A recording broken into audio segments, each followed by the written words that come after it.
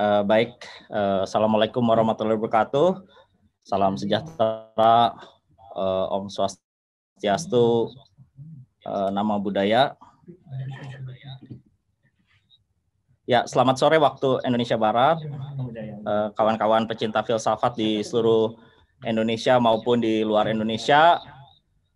Pada kesempatan kali ini, izinkan saya untuk memberikan laporan dan sedikit pengantar tentang Filofest ID, yang merupakan festival filsafat terbesar di Indonesia. Filofest ID ini diselenggarakan secara kolektif oleh 10 komunitas filsafat, yaitu Logos ID dari Jakarta, Solo ID dari Jakarta, Being is Asking dari Jakarta, Masyarakat Filsafat Indonesia dari Jakarta, LSF Discourse dari Malang, Zeno Center for Logic and Metaphysics dari Yogyakarta, Antinomi dari Yogyakarta, LSF Kogito dari Yogyakarta, Betang Filsafat dari Pontianak, dan Kelas Isolasi dari Bandung. Setelah diputuskan bahwa tema acara ini adalah Dunia Setelah Pandemi, Filsafat dari Masa Depan, kemudian kami mengundang partisipasi publik untuk mengirimkan paper dan materi presentasi terkait tema tersebut. Melalui proses blind review, terpilihlah 12 gagasan untuk dipresentasikan, yang mana presenter ini mempunyai latar belakang yang berbeda-beda, ada dari dunia akademik, komunitas, maupun para pemikir independen. Ya, seperti kita ketahui bersama-sama, Filofest ID ini diselenggarakan selama 7 hari. Di dalam 7 hari tersebut, selain sesi presentasi gagasan sebagaimana disinggung sebelumnya, kami juga akan menyelenggarakan sesi kuliah umum yang akan diisi oleh 4 pembicara, sesi polemik filsafat yang total sesinya akan ada 12 sesi dengan total 24 pembicara, sesi dialog filsafat yang akan diselenggarakan dalam 3 sesi, sesi bedah karya yang akan berlangsung 3 sesi, dan tidak kalah menariknya adalah presentasi dari 12 komunitas filsafat. Komunitas filsafat yang akan presentasikan kegiatan maupun gagasannya yaitu komunitas Mikir dari Medan, Al-Hikmah Institute dari Makassar, komunitas Dianoia dari Solo, Humanesia dan Filsebat dari Jakarta, Masjid Jenderal Sudirman dari Yogyakarta, Cafe Filosofik, Institut Sosial Humaniora Tiang Bendera, dan Madrasah Falsafah dari Bandung, Diskursus Filsafat dan Budaya dari Toraja, LSF Sofia dari Palu, dan LSF Verstein dari Semarang. Ada juga yang terlibat di Filofest ID ini adalah 6 penerbit buku-buku filsafat, yaitu Cantrik Pustaka, Margin Kiri, Antinomi, Parahita Press Salatiga, penerbit Narasi, dan penerbit Sofia. Ada juga kampus dengan program studi filsafat yang turut ambil bagian mengabarkan aktivitas akademiknya, yaitu STF Pineleng dari Sulawesi Utara dan STFT Widya Sasana dari Malang. Dengan demikian, jika ditotal dalam seminggu kita akan menyaksikan dan mendengarkan lebih dari 65 paparan dari pengisi acara dari berbagai daerah di Indonesia. Tidak lupa juga dengan bangga kami beritahukan pada para audiens bahwa di dalam festival ini diikutsertakan 2 orang penulis remaja, Azarel Christopher 14 tahun dan Samuela Christie 16 tahun, untuk menunjukkan bahwa belajar filsafat sejak dini bukanlah sesuatu yang berbahaya. Selain itu, kami juga akan menghadirkan pandangan tentang perkembangan filsafat di Indonesia Timur lewat saudara kita Emilianos Yakob Sesetolo, pengajar di STFT Lodalero, dan Yohanes de Brito Nanto, pengajar di SMK Syuradikara Ende. Hal yang tidak kalah menarik adalah animo terhadap festival ini yang menurut anggapan kami termasuk cukup tinggi. Hingga hari ini kami sudah membuka 17 WhatsApp group dan 1 ruang untuk Telegram untuk registrasi peserta, yang jika di total mereka yang terregistrasi ini sudah berjumlah sekitar 5.450 orang, dan itu belum termasuk mereka yang tidak terregistrasi yang menyaksikan Filofest ID lewat YouTube. Sekurang-kurangnya data tersebut dapat menjadi acuan bagi kita bahwa animo terhadap filsafat ternyata cukup tinggi dan menunjukkan tren yang meningkat. Mungkin seminggu ke depannya, setelah itu terhitung dimulai sejak festival ini, animo terhadap filsafat di seluruh negeri akan semakin bertambah, atmosfer berpikir kritis dan reflektif akan semakin kondusif, dan bergairah, bahkan menjadi nafas keseharian masyarakat kita. Seperti kita ketahui, filsafat masih lekat dalam stereotip sebagian orang, bahkan hingga hari ini, sebagai suatu konsepsi yang aneh, berbahaya, dan bahkan tidak punya guna dan faedah. Dengan ramainya partisipasi terhadap filsafat ini, mudah-mudahan kita dipersatukan oleh kesadaran yang sama bahwa belajar filsafat merupakan suatu keharusan dan bahkan kebanggaan. Semoga setelah festival ini, orang yang belajar filsafat tidak akan seperti yang digambarkan oleh sebuah meme yang saya ambil dari akun meme metodologi yang perlihatkan betapa menyedihkannya orang yang belajar filsafat itu. Karena ketika ia masuk ke sebuah kantin, teman-teman di sekelilingnya selalu menggodanya. Sini orang nyari kopi bang, bukan nyari kebijaksanaan. Bang filsuf, ngomong bijak dulu baru boleh duduk. Bang, Plato sehat kan ya? Hingga orang belajar filsuf to you, my friend. Semoga setelah festival ini, konten-konten di internet yang menyebutkan bahwa filsafat itu haram dan profesi guru filsafat itu juga haram, dapat merenungkan kembali pemikirannya. Akhirul kata, saya akan mengutip kata-kata dosen saya, Ibu Karlina Supeli, bahwa presentasi dalam 1.200 kata adalah cukup untuk 10 menit. Sehingga saya cukupkan presentasi 1.200 kata saya ucapkan selamat menikmati Filofest, selamat berdinamika dan berdialektika gagasan secara sehat, tanpa stigma, tanpa kekerasan, untuk masyarakat yang lebih baik. Demikian pengantar dan laporan ini saya akhiri. Wabillahi taufik wal hidayah. Wassalamualaikum warahmatullahi wabarakatuh.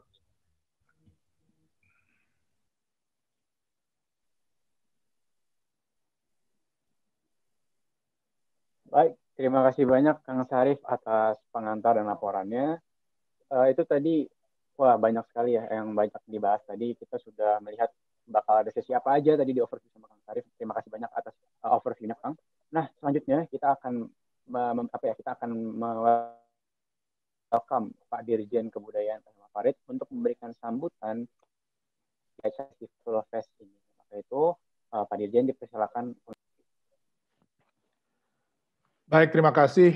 Selamat sore teman-teman. Salam budaya. Pertama-tama saya ingin mengapresiasi penyelenggara dari festival ini, dari kegiatan ini. Kalau tadi disebutkan festival filsafat yang terbesar, saya malah merasa ini mungkin yang pertama yang saya tahu, ya mungkin saya keliru. Tetapi saya kira pilihan tema yang dilakukan itu sudah sangat tepat ya. Dunia setelah pandemi, filsafat dari masa depan, ya, karena kita tahu tidak ada yang bisa prediksi dengan tepat seperti apa masa depan itu. Perubahan-perubahannya sekarang bongkah-bongkahnya mulai terlihat, ya, perubahan di bidang ekonomi, kekuasaan politik, kehidupan sosial, gaya hidup, dan banyak lagi, ya, sehingga banyak yang menyebut pandemi ini adalah game changer. Ya, setelah ini dunia akan mengalami perubahan yang sangat signifikan. Dan di tengah situasi seperti ini, kita melihat ya orang itu mencari jawabannya, terus mencari rumus bahkan, atau kalau perlu ada juklak ya, bagaimana caranya menghadapi masa depan. Sementara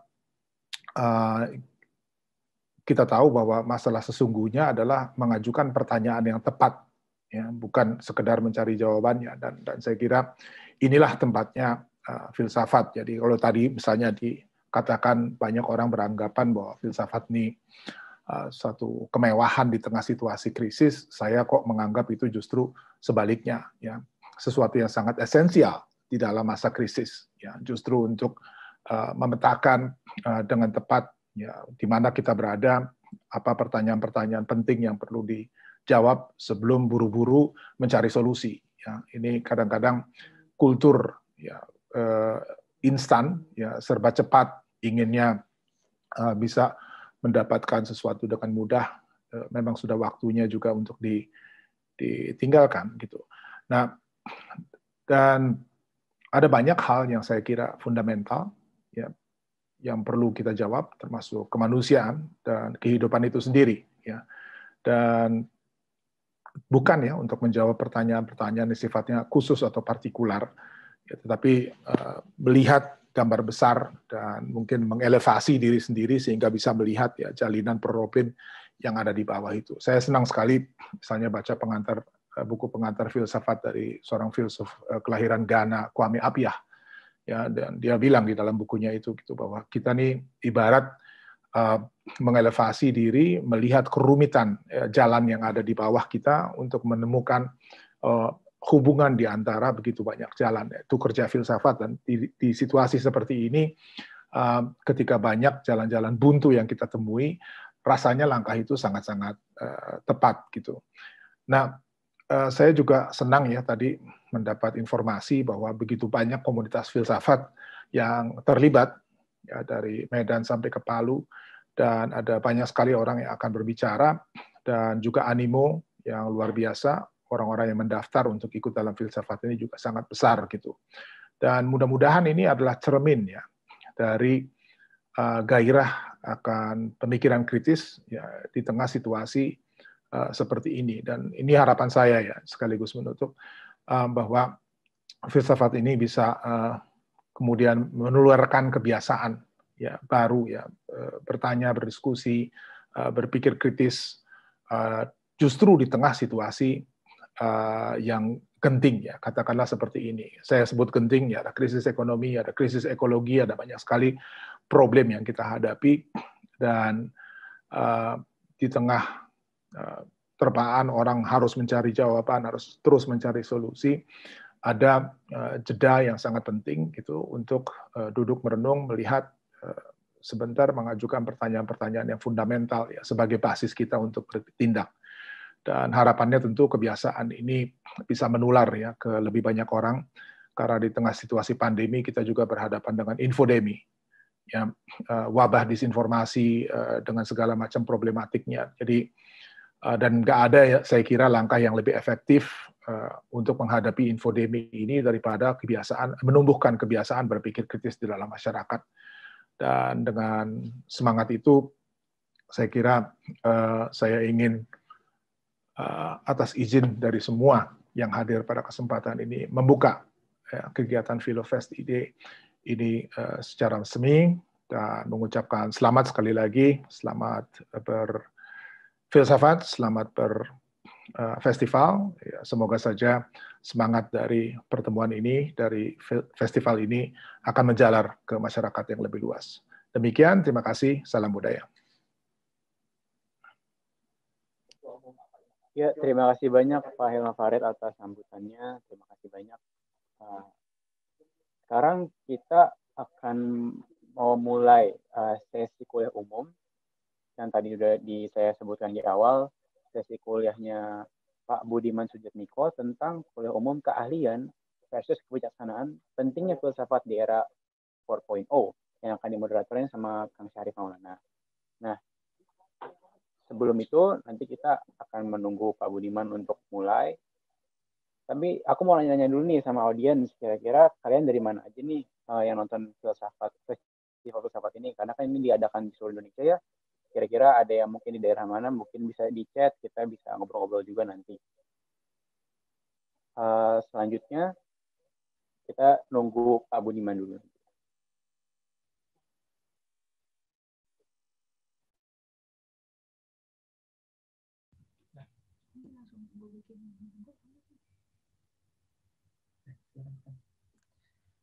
Baik.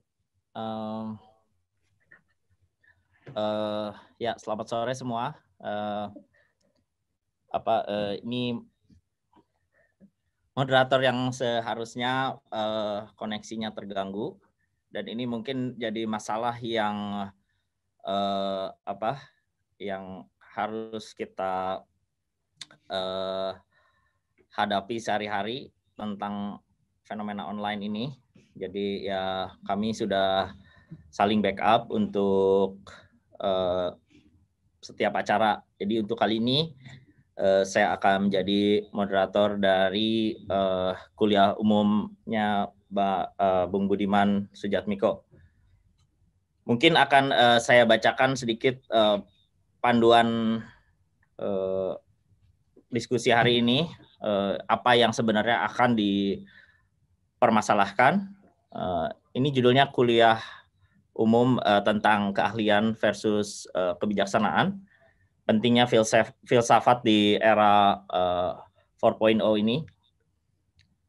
Jadi akan saya bacakan kerangka acuannya bahwa untuk waktu yang lama pendidikan diartikan sebagai proses transfer pengetahuan mengenai suatu keahlian yang spesifik.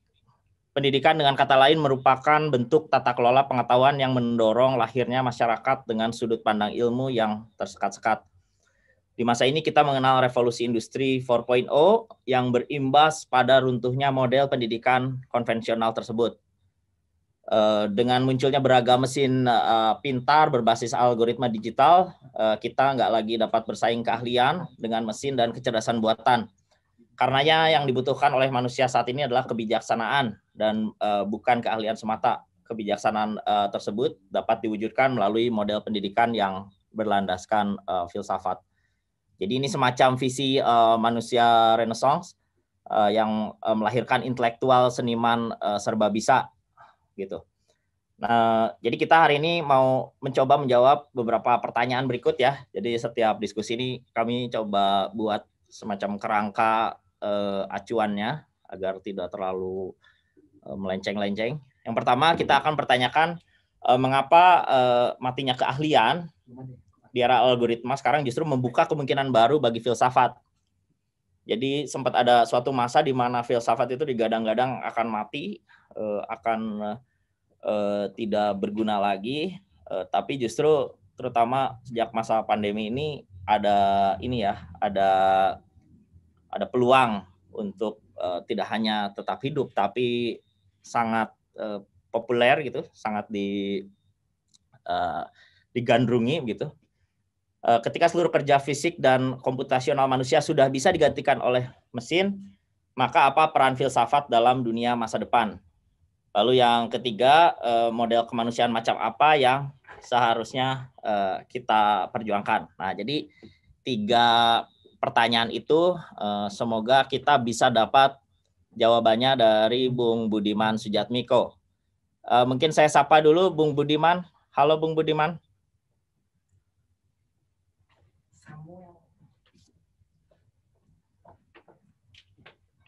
Bung Budiman Sujatmiko sudah bisa online. Halo, sorry, ini baru nyampe tempat, baru sampai lokasi. Tunggu sebentar ya.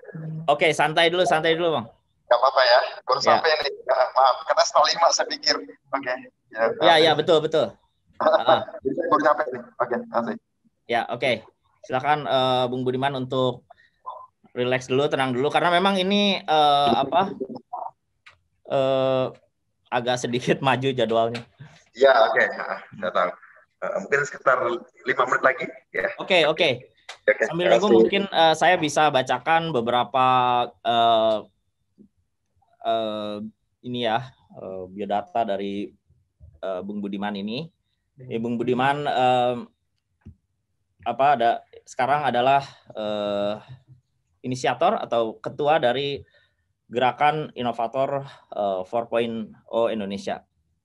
Ya, seperti kita ketahui, Bung Budiman juga sempat menjadi aktivis yang cukup vokal, terutama di masa Orde Baru. Dan saya kira teman-teman semua mengenal pada mulanya dari aktivismenya Bung Budiman Sujatmiko. Nah, mungkin sambil nunggu ya kita bisa ngobrol-ngobrol dulu dengan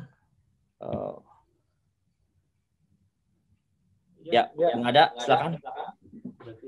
Kita nyantai dulu. Ya, kita nyantai dulu karena Bung Budiman masih baru nyampe. Ya, tadi kan aku sempat mention gini ya, dari mana aja nih kawan-kawan yang nonton ya. Jadi aku ngeliat nih ada yang namanya mirip aku, namanya Alfian Ghazali dari Lombok, terus ada juga Sri Nida dari Makassar, ada yang dari Tasikmalaya, ada yang dari Bontang Kaltim, itu Kak Muhammad Faizal Andiyuna.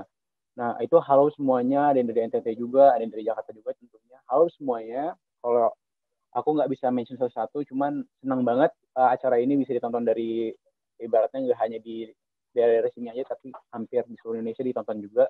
Makasih banget udah datang. Dan kira-kira mungkin bisa sharing-sharing juga nih, kalian pendapat kalian gimana nih tentang acara festival online ini? Ini kan menurut aku cukup unik juga ya acaranya, festival filsafat daring ini. Gitu. menurut kalian kayak gimana? Kayak tentu tadi ya ada beberapa hal yang harus kita adaptasi juga, kayak misalnya masalah koneksi dan macam-macam. Jadi kalau misalnya ada yang kurang-kurang atau apa, mohon dimaklumin ya kawan-kawan.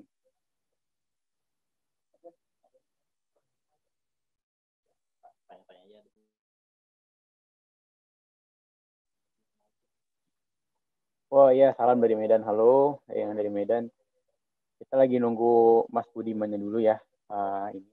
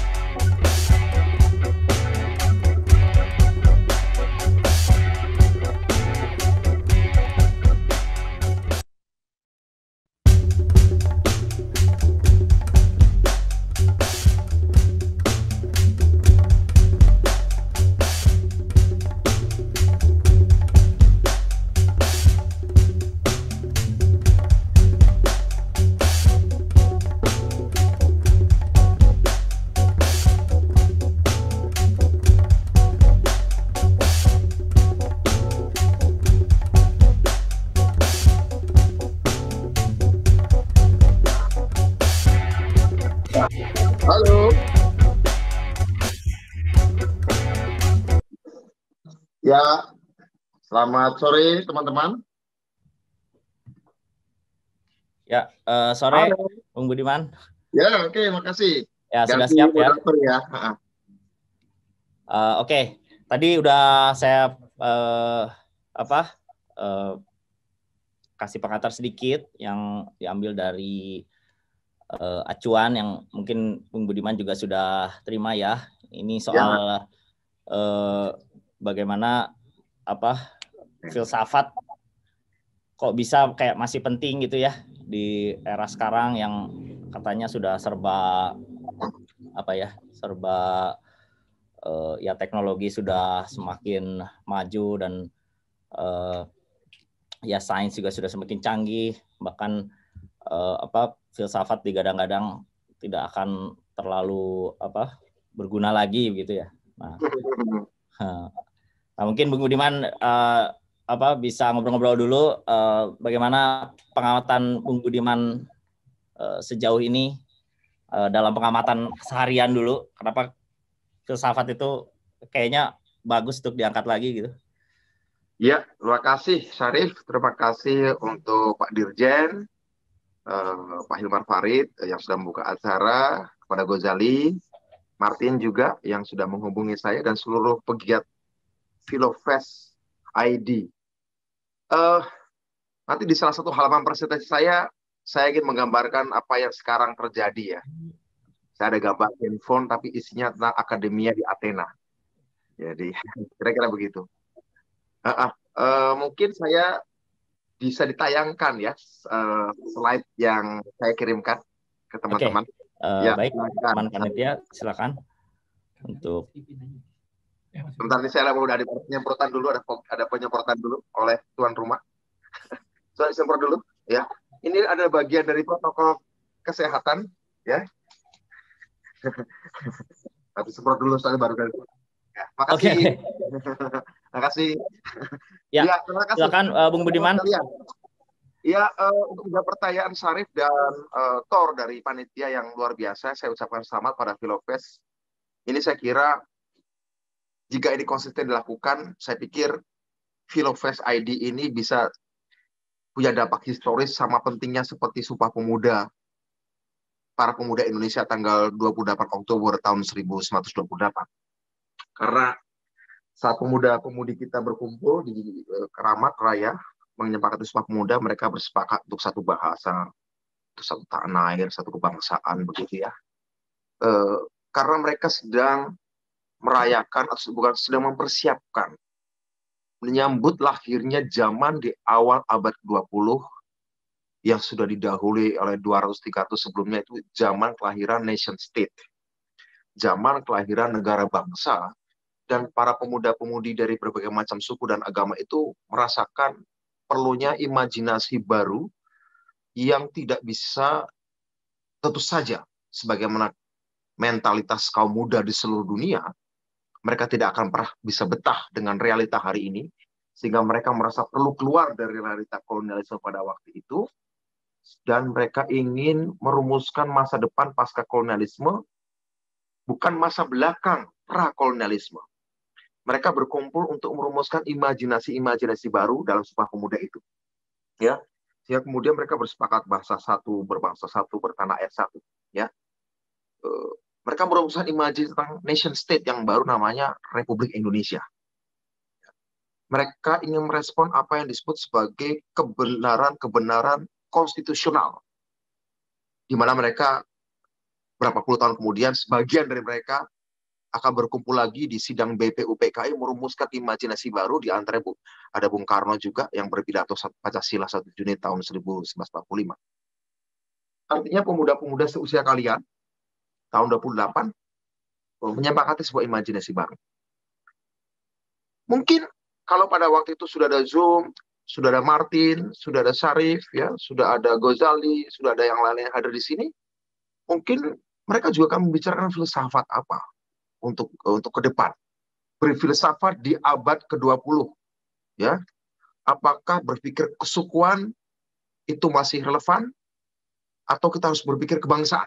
Mungkin temanya adalah kebangsaan negaraan atau kenegara bangsaan versus kesukuan. Sebagaimana sekarang pertanyaan yang diajukan pada saya, apakah kebijaksanaan ataukah keahlian? Saya kira ini akan bisa sama historisnya kalau teman-teman bisa merekam ini. Karena teman-teman sekalian, kalaupun yang hadir di sini cuma 500, jangan cemas, jangan khawatir, ya. 7 miliar manusia ini hidup itu sebenarnya kan dituntun oleh imajinasi segelintir orang. Ya. Imajinasinya orang-orang berkumpul dalam sidang BPUPKI, yaitu 270 juta orang, hidup dalam imajinasinya berapa belas orang, ya, yang berkumpul dalam sidang BPUPKI. Juga imajinasinya 270 juta manusia Indonesia ini adalah hidup dalam imajinasinya segelintir pemuda yang berkumpul bersumpah pemuda. Nah, sekarang ada 500 yang mungkin sebagian besar anak muda ingin merumuskan imajinasi baru di abad 21. Dan apakah imajinasi itu cukup dikotak-kotakan dalam keahlian-keahlian dan sekat-sekat parokial, partikular, atau kita akan melampaui itu sehingga kita akan mencapai yang namanya wisdom. Saya justru mau bilang kayak gini, kalau di abad 21 teman-teman masih mencari wisdom sebagai pencarian utama, menurut saya sangat keliru ya, sangat keliru. Bagaimanapun juga, orang-orang sudah merumuskan wisdom itu lama sekali, yaitu ketika Socrates, Thales, Plato, Aristoteles, segala macam sudah merumuskan wisdom 2000 tahun yang lalu di Yunani, atau juga Konghucu, Lao Tse, ya, Mahavira dan segala macam di India, di Tiongkok juga sudah merumuskan. Karena memang pencarian manusia atas wisdom itu berhasil meletakkan keinginan untuk berbuat baik kalangan Homo sapiens di ribuan tahun lalu. Masalah kita sebenarnya sekarang bukan wisdom, teman-teman. Juga bukan sekedar keahlian. Karena apa? Karena banyak kebaikan-kebaikan yang lahir dari pikiran-pikiran etis, pergolakan-pergolakan filosofis 2000 tahun yang lalu atau 2500 tahun yang lalu. Itu sudah banyak menanamkan nilai-nilai baik. Masalah manusia kan bukan soal kekurangan nilai baik. Manusia ini bahkan surplus nilai baik. Baik dalam perumusan filsafat yang sekuler maupun perumusan filsafat yang religius, manusia itu tidak kekurangan nilai baik.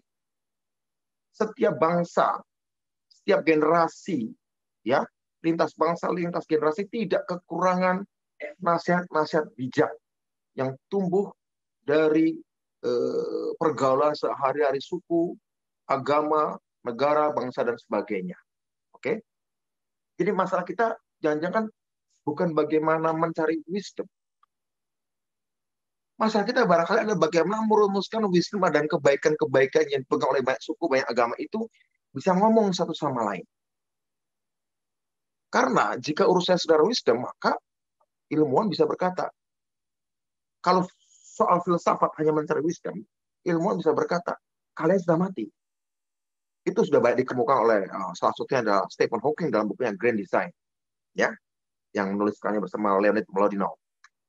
Juga beberapa fisikawan terkenal seperti siapa namanya, yang terkenal itu pelita dari Amerika, Tyson, Tyson atau siapa namanya itu ya. Neil deGrasse Tyson segala macam. Ada banyak beberapa filsuf. Meskipun juga ada beberapa saintis yang lain seperti Carlo Rovelli mengapresiasi filsafat segala macam. Nah, teman-teman sekalian, jadi selama ini filsafat itu dianggap mati kalau sekedar mencari kebijaksanaan. Nah, lahirlah saintis dengan di era revolusi Kopernikan, diawali oleh Nikolai Kopernikus, kemudian juga Galileo Galilei. Manusia kemudian mencari, oke, beyond wisdom itu apa? Mereka mencari kebenaran berbasis sains. Ya. Manusia merasa bahwa pencarian manusia adalah beyond wisdom adalah scientific truth. Lewat matematika, lewat fisika, dan dari sana banyak teori-teori ekonomi, penemuan-penemuan besar lahir secara saintifik, secara teknologis, dimulai dengan mesin cetak. Dan menarik, mesin cetak itu melahirkan, menjadikan wisdom yang sudah ada, yang terkucil di kalangan segelintir orang menjadi konsumsi massal. Dalam bentuk apa? Wisdom yang dilahirkan oleh Bible. Wisdom dilahirkan oleh Perjanjian Lama dan Perjanjian Baru yang sebelum mesin cetak lahir. Wisdom itu dipegang oleh hierarki gereja Katolik karena wisdom itu tertulis dan ditulis oleh tangan sehingga hanya bisa dicetak sedikit. Tapi dengan kelahiran mesin cetak oleh John Gutenberg, maka wisdom yang hanya diproduksi sedikit, limited edition itu bisa diproduksi massal, dicetak secara masif, sehingga Injil dicetak secara masif, ajaran-ajaran wisdom dari Perjanjian Lama maupun Perjanjian Baru bisa tiba-tiba bisa dikonsumsi oleh banyak orang, oleh awam, oleh si petani, oleh si budak, oleh si nelayan, oleh si pedagang, ya, bukan lagi oleh hierarki gereja. Dan kita tahu akibatnya apa? Dia memantik dan memicu, ya, dan mempercepat dan mengekspansi secara masif dan meretakkan agama terbesar pada waktu itu, yaitu Kristenan. Sehingga muncullah Protestanisme. Jadi bagaimana stimulus yang diakibatkan oleh perkembangan teknologi seperti mesin cetak menyebabkan wisdom atau kebijaksanaan dari ajaran-ajaran kekristenan misalnya tersebar secara luas karena ada mesin cetak. Kira-kira seperti itu. Nah, sehingga kemudian kalau filsafat hanya sekedar mencari kebijaksanaan, ini bermasalah. Dan memang kemudian itu tidak membunuh filsafat seketika pada waktu itu.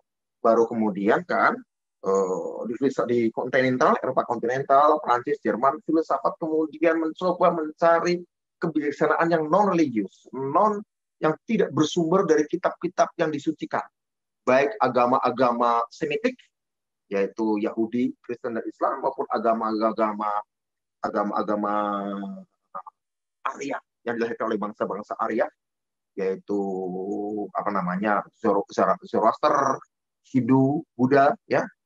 Ini kan agama-agama besar dunia kan sebenarnya produk dari masyarakat agraris di tepi timur dan di tepi barat Sungai Efrat dan Tigris saja. Tepi timur itu adalah agama-agama yang dilahirkan oleh bangsa Indo-Arya, yaitu Zoroaster, Hindu, Buddha, ya. Kemudian agama-agama yang di tepian barat Sungai Tigris, yaitu agama Yahudi, Kristen, dan Islam, begitu. Nah, filosof-filosof kontinental itu kemudian mencoba mencari kebijaksanaan yang non-teks kitab suci sumbernya. Tapi masih masuk dalam pergulatan orang mencari kebijaksanaan.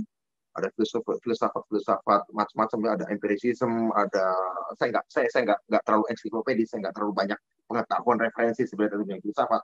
Secara garis besar saja mencoba mencari kondisi mental dan psikologis orang, pencarian asas eksistensialisme, baik itu yang sekuler seperti yang dikumandangkan oleh Nietzsche, maupun yang religius seperti Soren Kierkegaard dari Denmark, maupun juga eksistensi Prancis segala macam, atau Jerman seperti Heidegger, Sartre, Camus, dan sebagainya.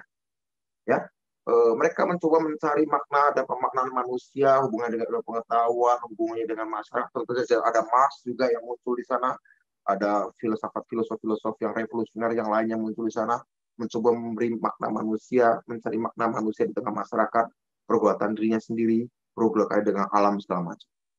Kemudian ada fenomena muncul yang disebut sebagai fenomena filsafat di kontinental, juga namanya filsafat Vienna, dan juga filsafat Inggris, British, yang mencoba mendekatkan dirinya dengan sains dan matematika, ya, Vienna Circle. Filsafat terlalu jauh mencari dan mengulik-ulik problem-problem eksistensial, problem-problem psikologis manusia, ya. Sebelumnya agama mencoba mencari dan memberikan ketenangan pada manusia dengan teks-teks sucinya. Kemudian filsafat sekuler mencoba mencoba mengajukan pertanyaan dan menjawab pertanyaan untuk mengulik dan menjawab kegelisahan eksistensial manusia, baik sebagai individu maupun eksistensi masyarakat, ya, diletakkan dalam sejarah, misalnya seperti yang dilakukan oleh Karl Marx, seperti itu. Ternyata kemudian beberapa filosof yang kebanyakan latar belakangnya matematikawan dan fisikawan, terutama atau teknik, terutama di Vienna, Austria, ya, satu enklave kontinental yang tidak masuk dalam gejolak filsafat psikologis, kemudian bersekutu atau mengekspor itu ke Inggris dan disambut Inggris dan berkembang di Inggris, sehingga dikenal sebagai filsafat British, filsafat School of Analytics, yang mencoba mendekatkan filsafat dalam matematika. Karena apa? Karena 200 tahun sebelumnya sudah terjadi revolusi dalam bidang matematika.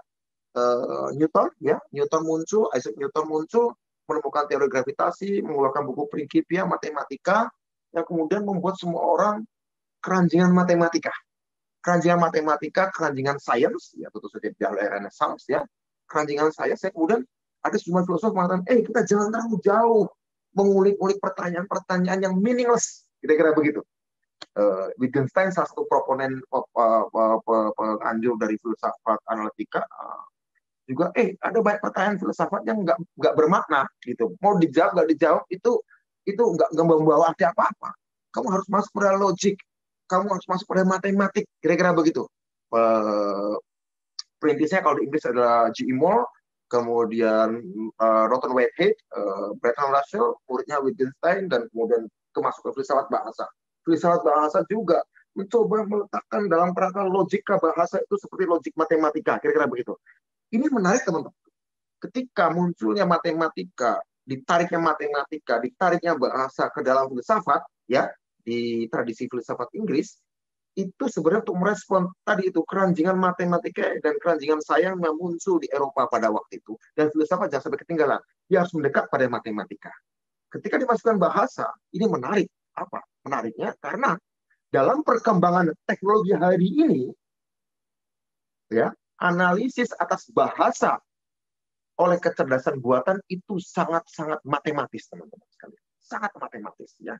Studi-studi linguistik terutama sangat matematis. Nah, tapi intinya saya mengatakan bahwa yang disebut oleh filosofi is dead oleh Hawking terutama adalah ketika filsafat mencoba menjawab kebenaran, mencoba mencari kebenaran, tapi dengan kacamata kebijaksanaan. Dengan kacamata kebijaksanaan. Di lain pihak, di arus lain, ilmu pengetahuan itu mengalir sedemikian rupa. Kalau ibaratnya ilmu pengetahuan, revolusi Kopernikan itu adalah sebuah air sungai besar, sungai Nil atau sungai Efrat gitu ya, atau sungai Gangga gitu ya, muncul sungai-sungai kecil.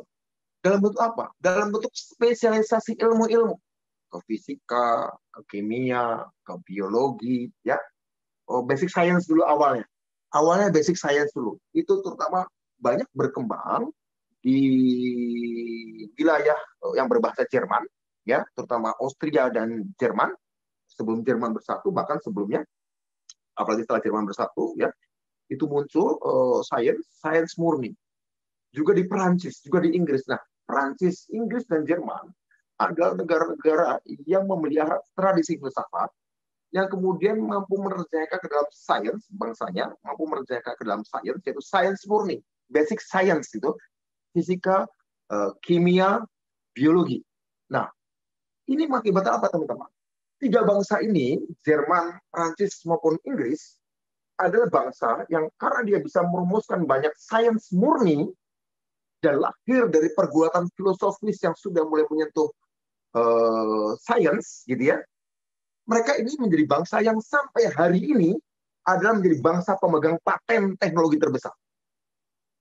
Jadi, keberhasilan mengawinkan antara filsafat, baik itu tadinya filsafat kontinental, yang kemudian juga dalam tradisi Austria menjadi filsafat analitik, kemudian filsafat yang ada di Inggris yang kemudian menjadi filsafat analitik yang mau kawin-mawin dengan sains, ya, itu kemudian merangsang pola pikir orang untuk mencari kebenaran-kebenaran saintifik lewat ilmu pengetahuan murni atau sains murni, fisika, kimia, biologi. Sehingga kita tahu bahwa pada abad 19 temuan-temuan yang paling akhir dan sampai sekarang paling mempengaruhi kita, ya, mulai dari fisika Newtonian, kemudian elektromagnetiknya Maxwell, ya, kemudian juga kuantum yang dimulai dari Austria, ya, Schrödinger misalnya segala macam, atau matematika, ya, Hilbert yang menemukan Hilbert space dan segala macam itu lahir dari pergulatan filosofis, teman-teman sekalian, matematika, fisika. Nah, karena penguasaan mereka pada matematika dan basic science, yaitu tiga bangsa ini, Jerman, Prancis, dan Inggris, mereka baik melahirkan sains murni.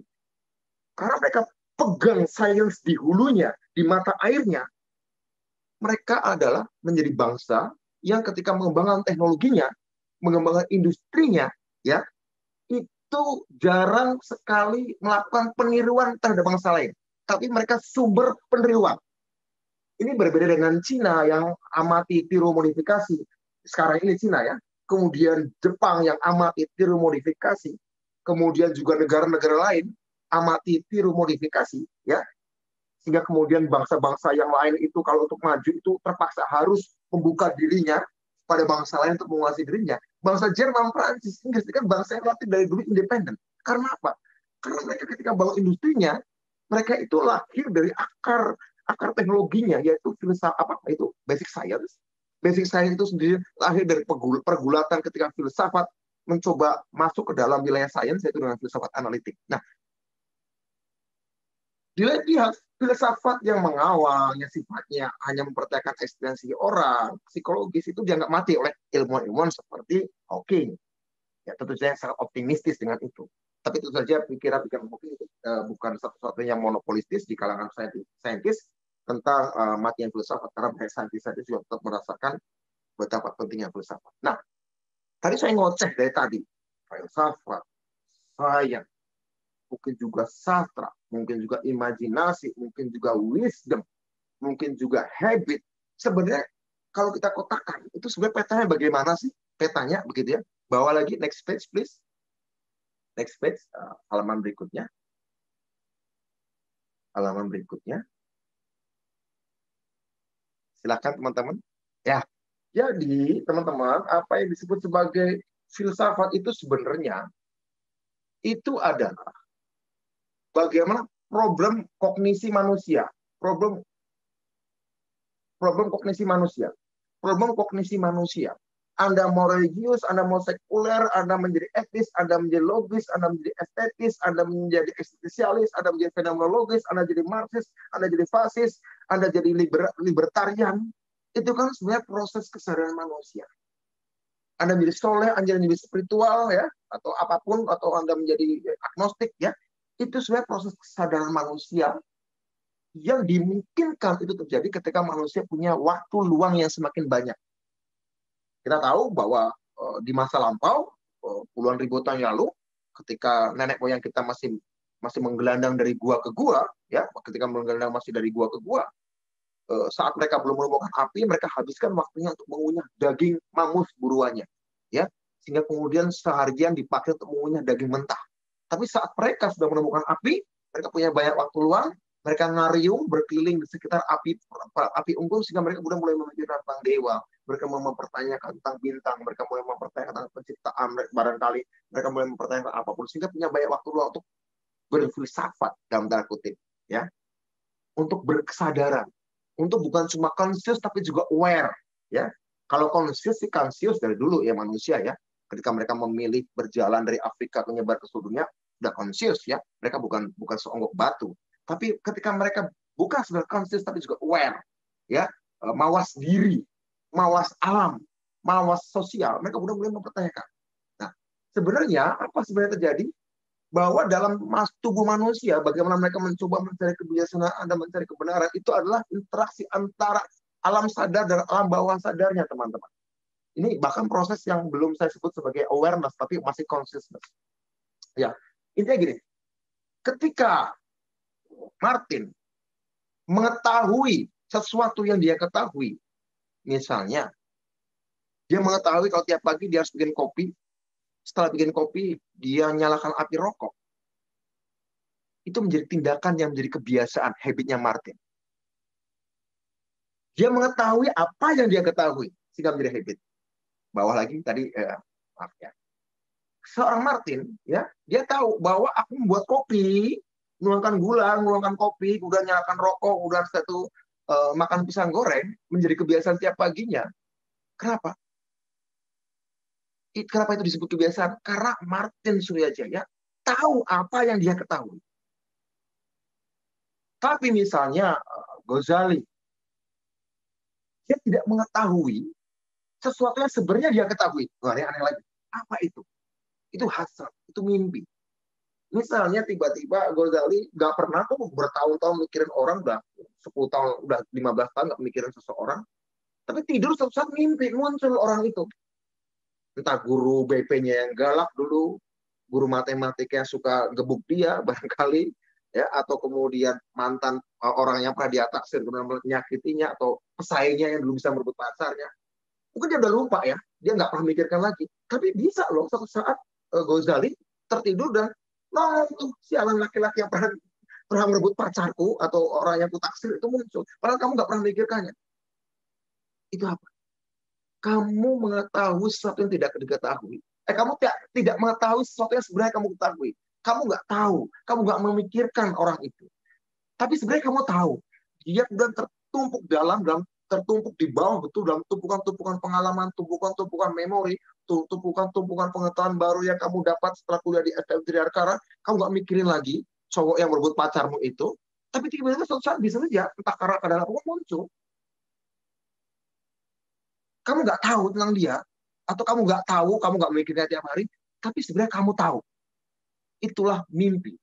Dan mungkin itu juga hasratnya hasratmu, mungkin ada dendam tak terbalaskan, kira-kira gitu. Ada sakit hati yang coba kamu lupakan dan kamu berhasil melupakannya, tapi sesungguhnya dia tersimpan dalam alam bawah sadar kamu. Ini sangat Freudian ya, sangat Freudian. Itu menjadi hasrat, itu menjadi mimpi. Ya, apakah itu kemudian setelah membuat kamu bangun jadi emosi? Mungkin. Dan ketika dia mempengaruhi emosi kamu, jadi kemudian kamu muncul sakit hati lagi, muncul kangen lagi pada pacar pertamamu, cinta pertamamu. Ya, oke, itu adalah mimpi atau hasrat. Itu adalah ketika Ghazali tidak mengetahui apa yang diketahuinya. Di lain pihak, jika Syarif mengetahui apa yang tidak diketahui, maka kamu sedang punya imajinasi atau punya pengetahuan. Pengetahuan tentang apapun. Misalnya seorang Isaac Newton, dia tahu dia ketiban kepalanya, ketiban apel, buah apel yang jatuh. Kemudian dia cari tahu. Ada akhirnya dia menemukan hukum gravitas. Kemudian penyinaran sinar yang kemudian pakai prisma segala macam, itu kemudian bisa membuat Newton tahu tentang hukum-hukum matematika. Sehingga dia kemudian buat buku Principia Mathematica. Ya. Akhirnya dia punya pengetahuan atas matematika, pengetahuan atas hukum gerak alam, dan akhirnya dia tahu juga hukum gerak planet-planet yang mengelilingi matahari. Sebelumnya dia tidak tahu. Yang dia tahu adalah bumi mungkin barangkali Kopernikan pusat tata surya. Dan mungkin karena dia baca Kopernikus, barangkali oke, dia udah meyakini deh, bumi bukan tata surya, matahari. Tapi apa hubungan aku berdiri di bumi ini dengan matahari? Kira-kira begitu. Dia kemudian mencari tahu. Akhirnya dia mengetahui sesuatu yang tidak diketahui. Itulah proses berpengetahuan manusia. Ketika dia sudah ditambahi matematika, dia menjadi pengetahuan. Ketika belum ditambahi matematika, dia baru jadi imajinasi. Ya, apa yang membedakan imajinasi dan ilmu pengetahuan adalah imajinasi adalah sesuatu kamu mengetahui sesuatu yang tidak diketahui, yang tidak kamu ketahui, tapi tanpa validasi rumus matematika dan tanpa pembenaran dari teori-teori fisika. Tapi ketika sudah divalidasi oleh teorema matematika, sudah dibenarkan oleh fisika, dia menjadi ilmu pengetahuan. Natural science katakanlah begitu, ya. Tapi awalnya kamu mengetahui sesuatu yang awalnya tidak diketahui. Dan dia, nah ini spiritualitas dan keyakinan itu adalah sesuatu yang banyak muncul di sekitar 2000-3000 tahun yang lalu, mungkin 10.000 tahun yang lalu. Itu adalah faith atau keimanan atau keyakinan atau spiritualitas itu adalah gabungan proses dari kita tidak mengetahui apa yang tidak kita ketahui. Sampai sekarang orang berdebat tentang Tuhan, ya, spiritualitas ya. Kecuali kalau dogma kan, kalau beda dengan dogma, beda dengan doktrin, beda dengan dogma agama. Kalau spiritualitas atau bahkan keimanan yang tidak terorganisir dalam sebuah agama, mereka mengimani bahwa aku nggak tahu sesuatu yang tidak ketahui, tapi dia yakin bahwa itu mengatur hidupku. Dia menciptakan segala sesuatu, ya, menciptakan segala sesuatu, entah penciptanya berapa miliar yang lalu, atau itu adalah yang diciptakan cuma sekali, atau berulang-ulang seperti itu, terserah lah ya. Itu kemudian kan punya jawabannya di masing-masing agama begitu ya. Tapi kamu tidak mengetahui sesuatu yang tidak kau ketahui, tapi aku yakin bahwa dia mengatur hidupku. Itulah spiritualitas atau itulah keimanan. Nah, inilah teman-teman. Sebenarnya keempat kuadran ini, yaitu interaksi antara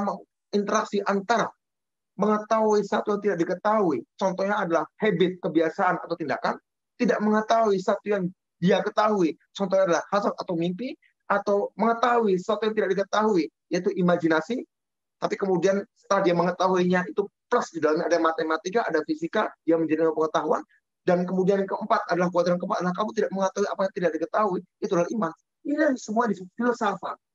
Pertanyaannya, keempat kuadran ini masih relevan nggak dalam revolusi 4.0 di era digital? Menurut saya, manusia masih hidup dalam 4 kuadran ini. Masalahnya, sekali lagi masalahnya teman-teman, dari keempat ini bukan sama rata. Dia tidak hadir bersamaan dalam tubuh manusia. Dia juga tidak hadir bersamaan untuk mengatur kehidupan masyarakat. Dari keempat kuadran ini, ada salah satunya yang pasti dominan. Menjadi vanguard, menjadi pelopor, menjadi hegemonik.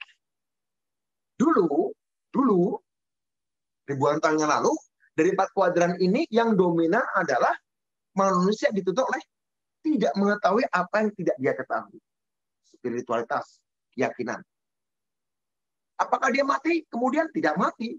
Tapi kemudian lama-lama diganti juga oleh imajinasi dan kemudian pengetahuan.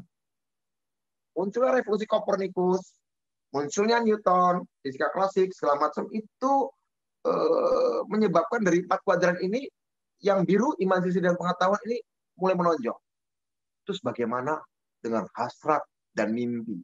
Ya, hasrat dan mimpi ini sebenarnya sesuatu yang diingkari oleh banyak orang, tapi kemudian beberapa ajaran agama dan beberapa ajaran sekuler mulai namanya menjadikan itu sebagai titik sentrumnya, yaitu ajaran-ajaran tentang kesolehan individu, ya. Beberapa agama misalnya Yahudi, Islam, Yahudi dan Islam itu hasrat itu kemudian menjadi, hasrat individu itu kemudian menjadi penting, sehingga dalam Islam pada katakan perbuatanmu yang penting adalah diukur dari niatnya. Itu tentang hasrat, niat baik, niat jahat, kira-kira begitu kan. Tapi Islam dan Yahudi nggak berhenti di situ juga, teman-teman, dia juga masuk ke kebiasaan. Karena Islam dan Yahudi adalah agama yang sangat menekankan pada regulasi, pada hukum, pada syariah, dan kemudian diharapkan memaksa orang untuk melakukan kebiasaan-kebiasaan, disiplin misalnya. Sholat wajib atau ibadah-ibadah wajib, ya, Yahudi yang harian, mengharamkan banyak hal, Yahudi mengharamkan banyak hal, Islam juga lebih sedikit yang diharapkan oleh Islam sebenarnya daripada Yahudi. Itu adalah karena kamu jangan, aku sekarang ikut agama Yahudi, itu ikut agama Islam, kamu tinggalkan kebiasaan makan babi misalnya. Dia sampai pada tingkatan ingin mengatur kebiasaan, ya, bukan lagi soal hasrat seperti itu. Kalau di kekristenan barangkali terutama hasrat juga kuat, tapi soal kebiasaan kekristenan tidak terlalu, ya, terutama Protestanisme. Beda kalau Katolik, terutama di kalangan biarawati, mereka membangun kebiasaan, ada kebiasaan, tapi eksklusif hanya segelintir orang, bukan untuk umat secara keseluruhan. Jadi kebiasaan untuk tidak menikah misalnya, selibat. Tapi semua ajaran, baik sekuler maupun agama, mencoba mengcover semuanya. Tetapi menarik, mereka berhasil, dalam tanda kutip, ajaran-ajaran agama berhasil mengkategori dan mengkelompokkan orang untuk melakukan tindakan dan kebiasaan. Bisa mendorong orang untuk hasad dan bermimpi. Dan tentu saja awalnya membuat orang berspiritualitas dan berkeyakinan. Tapi dari keempat kuadran ini, imajinasi, terutama imajinasi yang sudah menjadi pengetahuan, itu agama sampai sekarang belum bisa. Karena ini sudah masuk wilayah logik, begitu ya. Nah, tapi karena pengetahuan ini dalam perkembangan teman-teman, terutama setelah revolusi industri pertama di Inggris abad 18, pengetahuan ini kemudian menjadi teknologi, knowledge dan science ini menjadi teknologi, kira-kira begitu. Teknologi kemudian akhirnya memunculkan industrialisasi, manajemen Fordism, spesialisasi, semakin banyak muncul, fakultas-fakultas banyak muncul. Dulu kampus-kampus Oxford, Cambridge, Sorbonne itu biasanya fakultas hanya filsafat yang kuat, tapi kemudian setelah itu mulai muncul fakultas matematika, mulai muncul fakultas fisika. Dulu awalnya matematika, bahkan fakultas moral science atau apa, saya lupa ya. Tapi intinya adalah coba dispesialisasi. Spesialisasi yang menjadi kebutuhan revolusi industri pertama, inilah yang kemudian mengantarkan orang menjadi kekuatan dominan. Dari keempat kuadran ini dalam proses berpikir manusia. Ya lahirlah teori-teori fisika Newtonian tentu saja, kemudian elektromagnetik, general relativity, special relativity, quantum mechanics, quantum field theory, biologi evolusioner, terutama dikembangkan oleh Charles Darwin, semacam itu. Nah, kira-kira itulah peta perjalanan manusia, ya, dalam pencariannya untuk mencari kebijaksanaan atau kebenaran atau apapun. Bawa lagi, kalau udah mau habis waktunya kasih tahu saya aja, ya, biar nggak kebablasan saya ngomongnya. Next page, please. Next page. Berikutnya. Nah, ini jadi sebenarnya apa sih yang dilakukan oleh manusia selama puluhan ribu tahun? Dan sampai sekarang, sebenarnya manusia itu kerjanya cuma 3, melakukan ini terutama kegiatan yang kotak biru tadi ya, kotak biru ya. Ini saya nggak bicara kotak 1, kotak 2 atau kotak 4, yaitu mengetahui yang diketahui, tidak mengetahui yang diketahui, atau tidak mengetahui yang tidak diketahui, tapi saya mau bicara tentang tidak mengetahui yang tidak diketahui, yaitu science, ilmu pengetahuan yang belum jadi teknologi. Sebenarnya dalam kotak biru itu kalau kita breakdown itu isinya 3 aja manusia dari dulu: rekayasa atomik, rekayasa informasi, dan ketiga rekayasa biologi. Manusia dari dulu cuma kerjanya ini dalam kotak biru itu, yang sekarang menjadi dominan menuntun peradaban manusia. Loh, rekayasa atomik, memangnya ribuan tahun lalu manusia sudah melakukan rekayasa atomik? Sudah, meskipun tanpa menyadarinya. Ketika manusia menemukan api yang menggesek-gesekkan dua batu panas digesek-gesek, kemudian muncul percikan api, dan kemudian berhasil menaklukkan api, dan bisa dipakai itu untuk membakar daging mamut buruannya, ya, daging mastodon sama sejaman tuh nggak, saya nggak tahu deh. Dua batu digesek-gesekkan akhir percikan api, itu rekayasa atomik loh. Kemudian ketika batu tumpul dipapras menjadi batu tajam, menjadi kampak, itu rekayasa atomik loh, yang dilakukan oleh manusia gua. Dan itu dilakukan sampai sekarang, rekayasa atomik itu, terutama dengan nanoteknologi, ya. Plastik transistor misalnya, wireless power, mulai dari menggesekkan 2 batu sehingga manusia, rekayasa atomik. Rekayasa informasi, ini bukan rekayasa digital. Rekayasa digital sekarang. Tapi sebenarnya rekayasa digital, rekayasa informasi, rekayasa persepsi. Munculnya petinggi-petinggi agama, munculnya para sastrawan, munculnya para pujangga, munculnya para filsuf. Ketika orang membuat karya sastra tertulis pertama, yaitu Gilgamesh, ketika Kaisar Hammurabi membuat batu-batu untuk menuliskan hukum Hammurabi, itu adalah rekayasa informasi. Alatnya apa? Alatnya batu. Alatnya apa? Alatnya adalah lontar. Ya, alatnya apa? Alatnya kertas. Ketika orang Cina menemukan kertas kan, kalau sekarang ya tablet. Tablet dalam artian digital yang saya pakai ini untuk bicara. Tapi sebenarnya ada tablet non digital. Apa itu? Yang diyakini oleh orang Yahudi dan Kristen dan orang Islam juga, yaitu 2 loh batu. Loh batu untuk mengukir 10 perintah Tuhan. Itu kan rekayasa persepsi, rekayasa informasi. Tentu saja non digital. Dia tuliskan jangan membunuh, jangan apa, saya nggak hafal juga 10 perintah Tuhan ini. Ya. Dulu tabletnya tablet batu, sekarang tablet digital. Rekayasa biologi juga. Rekayasa biologi itu adalah ketika orang, kalau tadi rekayasa atomik adalah memercikan api dari gesekan 2 batu, rekayasa biologi apa itu? Ketika menggunakan api itu untuk membakar daging mentah. Dari daging mentah yang butuh waktu setiap hari berjam-jam dia punya, kemudian dengan adanya rekayasa atomik menggeserkan 2 batu jadi percikan api, jadi dipakai untuk membakar daging mentah, sehingga daging mentah itu menjadi lunak, menjadi kunyah, hanya butuh setengah jam saja dia makan, atau mungkin 10 menit habis potongan dagingnya. Kemudian manusia bengong, manusia punya banyak waktu, akhirnya langsung mereka dengan orang-orangnya, anaknya, istrinya, suaminya, tetangganya, oh karena aku berhubungan seks dengan dia jadi istri. Dan menghasilkan satu, oh ini disebut institusi family, keluarga. Tinggalnya di mana? Tinggalnya di pojok kiri bawah gua itu. Udah yang lain, orang yang lain melakukan itu dengan orang lain, melahirkan anak. Tinggal di mana? Oh tinggal di pojok kanan atas gua itu. Muncul konsep family. Macam-macam ya muncul. Nah, artinya manusia sebenarnya ketika dia merumuskan masyarakat, merumuskan agama, merumuskan negara, merumuskan institusi adalah sebenarnya mereka sudah melakukan tindakan-tindakan yang sama seperti tindakan-tindakan orang mencari pengetahuan dan ilmu pengetahuan.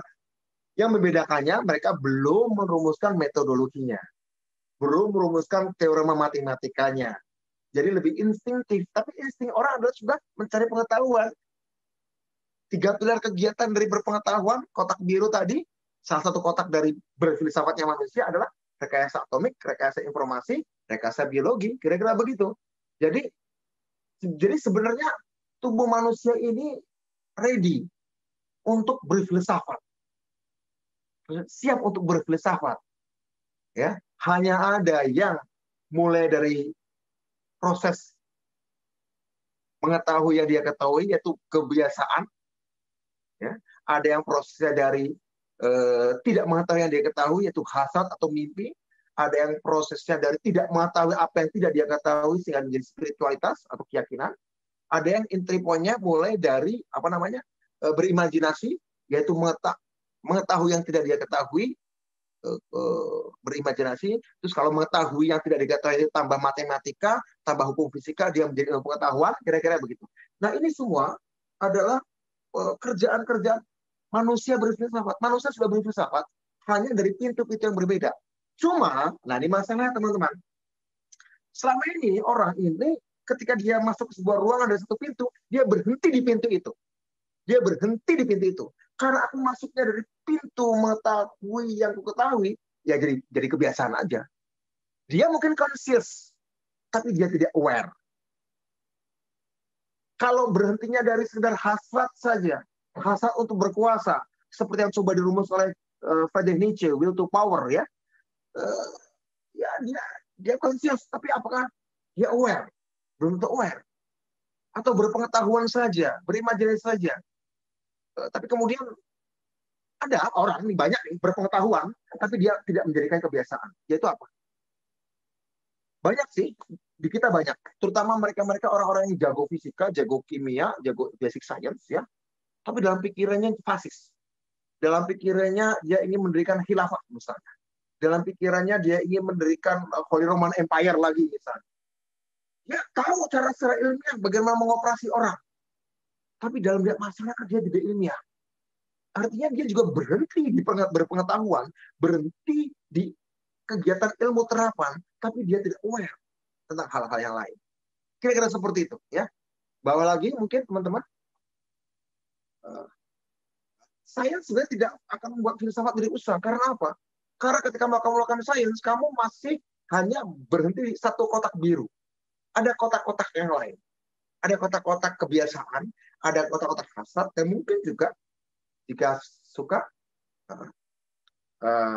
untuk berilmu pengetahuan. Nah intinya bagaimana hubungannya dengan ekspertis, kebijaksanaan, dan keahlian. Hubungannya adalah di era revolusi 4.0 kita menghadapi tantangan begini teman-teman. Tantangannya begini. Kita menghadapi bawah lagi mungkin teman-teman. Bawah lagi. Next page, please. Next page aja.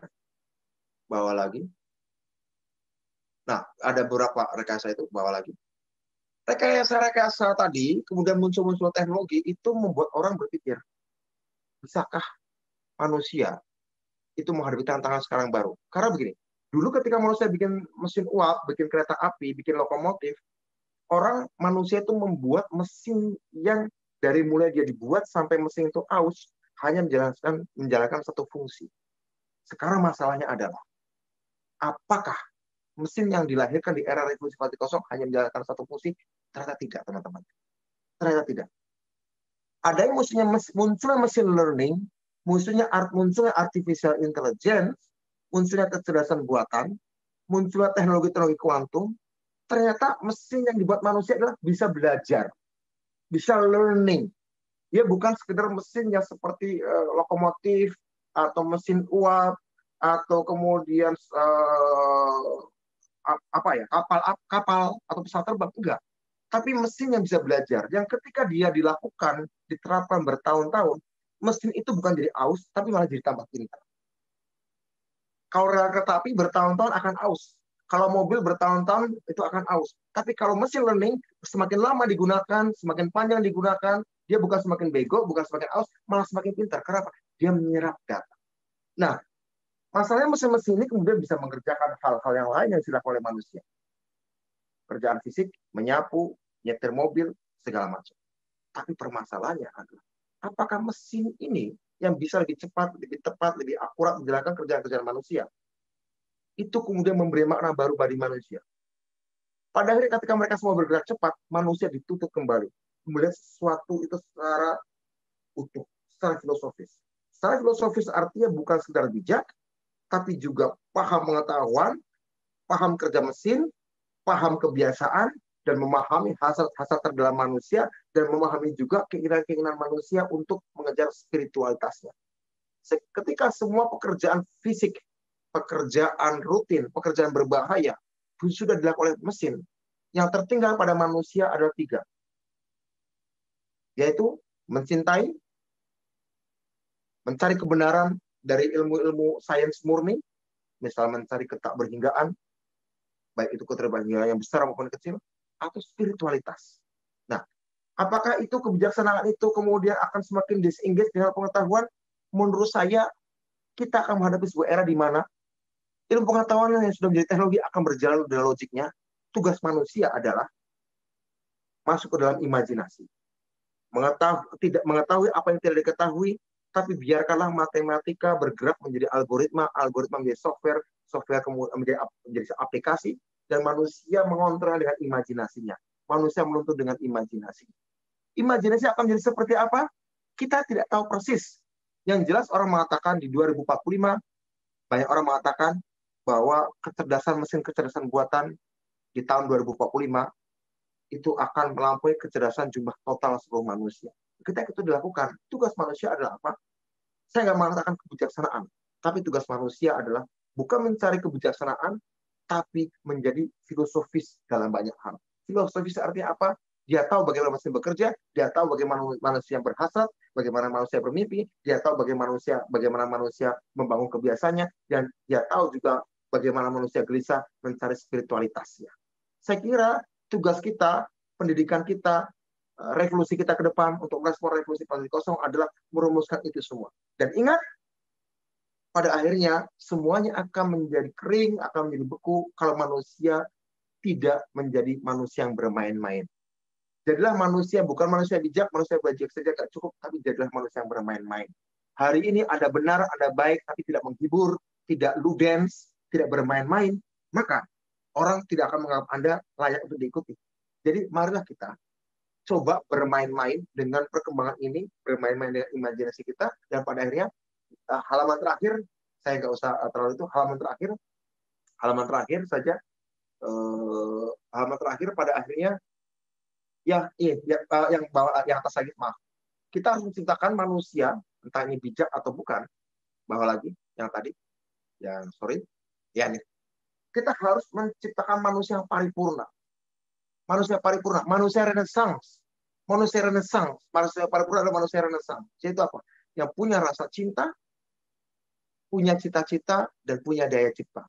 Yang dibantu oleh mesin untuk menciptakannya. Bisa mesin 3D printing. Ya. Jangan jadi manusia pemalas. Yaitu apa?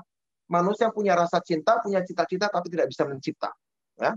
Jangan juga menjadi manusia petualang. Yaitu manusia yang bisa mencipta banyak hal, punya rasa cinta, tapi cita-cita nggak jelas. Jangan juga menjadi fasis atau teroris, yaitu manusia-manusia yang punya cita-cita jelas, bisa menciptakan banyak hal, termasuk bom sekalipun, ya, tapi tidak punya rasa cinta. Tapi jangan juga menjadi robot, yaitu apa? Punya daya cipta yang luar biasa robot itu, tapi tidak punya rasa cinta, tidak punya cita-cita. Jangan juga menjadi hedonis, punya rasa cinta berlebihan, tapi tidak punya cita-cita untuk misalnya ngawinin, misalnya begitu, ya, tidak punya daya cipta untuk menciptakan sebuah keluarga, misalnya seperti itu, menciptakan kesetiaan, ya. Jangan jadi manusia hedonis. Jangan juga cuma jadi pemimpin, tidak punya rasa cinta, dia hanya cita-cita aja, mimpi aja, tapi nggak bisa mencipta. Yang paling parah adalah jangan sampai punah, ya. Rasa cinta nggak punya, cita-cita nggak punya, daya cipta juga tumpul.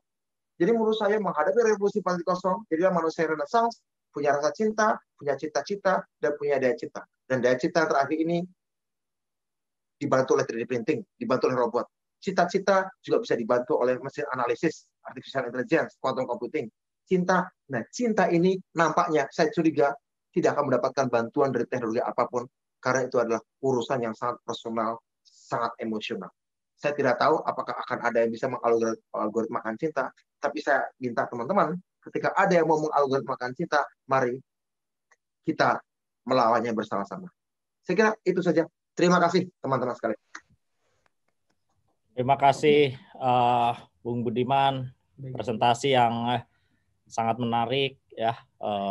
Kita dibawa ke sejumlah seperti alur sejarah gitu, ya. Bung Budiman mungkin ingat, ya, beberapa bulan lalu kita pernah ada diskusi tentang data krasi, ya. Mungkin waktu itu ada Pak Martin, ya. Bung Martin, ya. Ya. Ya, itu juga kan seperti ada satu kemungkinan di masa yang akan datang bahwa demokrasi itu juga akan berbasis pada algoritma-algoritma yang menunjukkan sebenarnya ya bahkan lebih tampak bisa lebih membaca diri kita siapa daripada diri kita sendiri. Nah, apakah menurut Bung Budiman data-data itu juga bisa semacam merepresentasikan gagasan-gagasan filosofis gitu, sehingga juga filsafat pada akhirnya menjadi berbasis pada data-data yang dikompilasi dalam algoritma itu, mungkin nggak Bung Budiman? Kalau kita baca tulisannya Martin Suryajaya, saya kira itu mungkin, dan saya kira itu tak terelakkan, dan secara etis menurut saya itu menjadi keharusan. Secara etis harus menjadi keharusan ya. Bagaimana filsafat? Halo?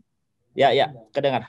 Saya kira filsafat bisa dipakai untuk memberikan masukan-masukan etis pada apa yang pilihan-pilihan baik dari sebuah pilihan-pilihan sosial. Tentu saja nanti bisa dikaitkan dengan kebenaran konstitusional kita, Pancasila, Bhinneka Tunggal Ika, sehingga kemudian algoritma bagi data kreasinya itu memadukan pikiran-pikiran misalnya para perumus BPUPKI. Atau kalau di Amerika, saya bayangkan di Amerika, dokumen-dokumen dari debat-debat Federal Papers antara Hamilton dengan Thomas Jefferson, ya, dua kubu itu bisa diekstrak sehingga menjadi kategori-kategori pemikiran yang kemudian bisa masuk ke algoritma.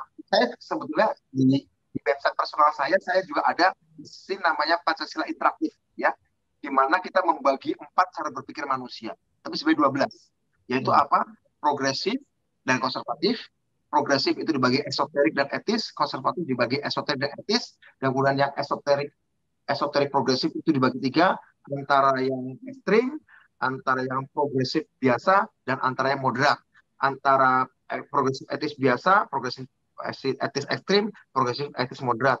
Antara yang konservatif etis biasa, konservatif etis ekstrim, dan konservatif etis moderat, dan konservatif esoteris ekstrim biasa maupun moderat. Jadi pola berpikir manusia itu ada 12, ya. 12 itu ada tergantung dari bagaimana kita melihat interaksi dan transfer of values di antara manusia-manusia pada umumnya sejak dari mereka kecil. Tanpa harus mengutip buku apapun, orang sebenarnya sudah melakukan transfer nilai dalam obrolan meja makan dengan bapak ibunya, ya. Nah, ini semua obrolan ini semua bisa dialgoritmakan di website personal saya, ada di Pancasila Interaktif. Ketika orang memilih, orang bisa kategorinya, aku sosialis, aku cenderung feodalis, aku cenderung islamis, aku cenderung kristianis, aku cenderung libertarian, macam-macam. Ya, saya kira dimungkinkan. Ya. Oke.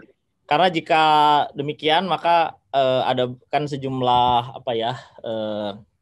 sejumlah pemikiran-pemikiran kayak post-human gitu kan, menganggap bahwa mungkin suatu saat kayak pikiran-pikiran Aristoteles misalnya bisa kita compile gitu, lalu kita bisa hidupkan seperti di upload lagi otak dan pemikirannya, karena itu kan semua bisa di ini ya, disusun ya, gagasan-gagasannya itu ya. Menarik ya.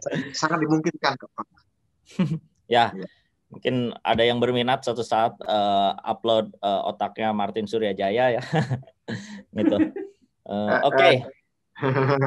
Gimana Bung Budiman? Ada tanggapan? Ya, dengan teknologi yang paling baru namanya brain computer interface yang dibuat oleh Elon Musk dalam perusahaannya namanya Neuralink, dimungkinkan tuh transfer of knowledge seperti Bluetooth, otaknya kamu ke otakku, ya, atau menggerakkan gelas seperti telepati tanpa menggerakkan tangan, mengetik tanpa menggerakkan jari-jari, ya, dengan sinyal yang dikirim, sensor yang dikirim dari kepala saya ada di implant, kemudian dimasukkan, nyambung Internet of Everything antara kepala saya dengan komputer, kemudian bisa nyambung, bisa saja Neuralink, ya, brain computer interface atau brain machine interface gitu, kira antar muka otak manusia. Oke, mungkin saya akan bacakan beberapa pertanyaan dari chat ya. Ini banyak sekali, mohon maaf tidak bisa dibacakan semua. Mungkin saya akan pilih beberapa dari Reynaldo Tirayo. Saya Aldo, pertanyaan saya, era 4.0 mempunyai karakteristik signifikan yakni mobilisasi data dan otomatisasi. Peranan ilmu pengetahuan dan teknologi tentunya memainkan peranan yang signifikan. Akhirnya tidak dapat dipungkiri begitu banyak persoalan etis yang kemudian muncul terkait dengan hal tersebut. Misalnya arus informasi yang terbuka luas dengan mobilisasi informasi yang begitu cepat, kadangkala harus mengikis dimensi privasi individual maupun komunal, bahkan aspek verifikasi kebenaran informasi menjadi hal yang sulit dikarenakan arus mobilisasi informasi yang terlalu cepat. Bagaimana filsafat bisa mengkaji dan mengimbangi arus mobilisasi data dan informasi yang begitu pesat ya? Jadi apakah harus ikut atau kita ada istilah slow Sofia gitu ya. Jadi justru filsafat menjadi pihak yang memperlambat dari kecepatan-kecepatan itu. Gimana tanggapan Bung Budiman? Gini. Ya, filsafat saya nggak filsafat lambat atau akan melambatnya itu bukan by intention pastinya. Tapi karena by product yang tidak disengaja, karena filsafat di era hari ini akan menghadapi dilema antara privasi dengan keselamatan. Ya, kita tahu contoh ya misalnya data-data kesehatan kita mau kita share nggak ke negara, mau kita share nggak ke perusahaan bioteknologi, ya kan? Padahal data genomik kita bisa memprediksi 10 tahun lagi saya bisa kena jantung, 15 tahun lagi saya bisa kena kanker. Bahkan mungkin 20 tahun lagi ketika melemah sistem saraf saya akan lalai. Sehingga persentase saya untuk mati atau kecelakaan itu menjadi tinggi karena melemahnya saraf saya. Ya, kira-kira begitu. Bioinformatika sistem kesehatan kan mensyaratkan bahwa saya harus nyetor data itu sehingga kemudian si dokter juga bisa berbentuk manusia, ya kira-kira bisa memberikan terapi. Kamu harus dioperasi pakai nanorobot ini, dimasukkan ke tubuhmu untuk memperbaiki dan membunuh sel-sel kankermu yang baru akan ganas 20 tahun lagi, yang akan memperbaiki saraf-saraf di jantungmu yang akan mulai menyempit 15 tahun lagi, yang akan memperbaiki kadar gula di darahmu, yang akan ngamuk 7 tahun lagi. Nah, nanorobot yang dimasukkan ini kemudian masuk secara otomatis, ya, kemudian mengoperasi itu semuanya. Tapi kan untuk itu saya setor data. Kalau enggak, bagaimana saya akan tahu, bagaimana saya akan tahu penyakit saya, dan bagaimana si pengobat, si nanorobot dokter atau si dokter ngasih nanorobot itu akan tahu. Privasi saya terbuka karena saya memiliki kesempatan, ya, ketimbang privasi. Nah, pertanyaan-pertanyaan ini yang kemudian menurut saya menjadi salah satu dilema filsafat. Tapi teknologinya, Syarif, ternyata sudah menjawab. Ada sih sebagian teman yang ingin memecahkan problem-problem revolusi 4.0, tapi dengan solusi revolusi 1.0. Ya, ada problem-problem yang dilahirkan oleh revolusi industri 4.0, tapi solusi yang ditawarkan adalah revolusi industri 1.0. Apa itu? Privasi, hukum, undang-undang. Kita bikin undang-undang yuk untuk ngatur privasi agar privasi kita nggak diambil. Itu kan solusi revolusi industri 1.0. Karena revolusi industri 1.0 kan memunculkan liberalisme, ya, memunculkan individualisme segala macam, ya, privasi dihargai gitu ya. Tapi dengan cara undang-undang, dengan cara legislasi. Nah, tapi teknologi sudah menjawab, Syarif. Yaitu ada teknologi namanya Internet of Me, internet diri. Jadi Internet of Me itu adalah tubuh saya, diri saya, itu punya wifi sendiri, punya server sendiri yang melekat pada tubuh saya. Sehingga data makan saya, data belanja saya, data baca buku saya, itu datanya nggak pindah ke Google di Silicon Valley, ya, nggak pindah ke kantornya Cambridge Analytica, tapi data perilaku saya itu tersimpan di dalam tubuh saya. Karena servernya di dalam tubuh saya ada namanya teknologi Internet of Me atau internet diri. Jadi individu itu pun sudah menjadi cyborg karena di dalam tubuh saya ada server. Ya, di dalam tubuh saya ada AI minimal untuk menyimpan data perilaku saya, sehingga terus data saya mau saya apakan? Kalau saya mau saya share dengan Syarif, mau saya share dengan Martin harus bayar saya. Kalau sekarang kan karena data yang diambil ke Google, ya yang untung Google dong. Yang untung Google dong. data perilaku saya Facebook dong yang untung. Tapi dengan ada Internet of Me, saya adalah pusat internet. Saya adalah penyimpan data. Saya adalah WiFi gitu. Jadi seperti itu solusi teknologi untuk menjaga privasi tanpa harus disconnect dengan teknologi. Saya kira itu memberikan itu sukarela. Jadi mobilisasi, tapi mobilisasi dalam tubuh saya. Oke, menarik.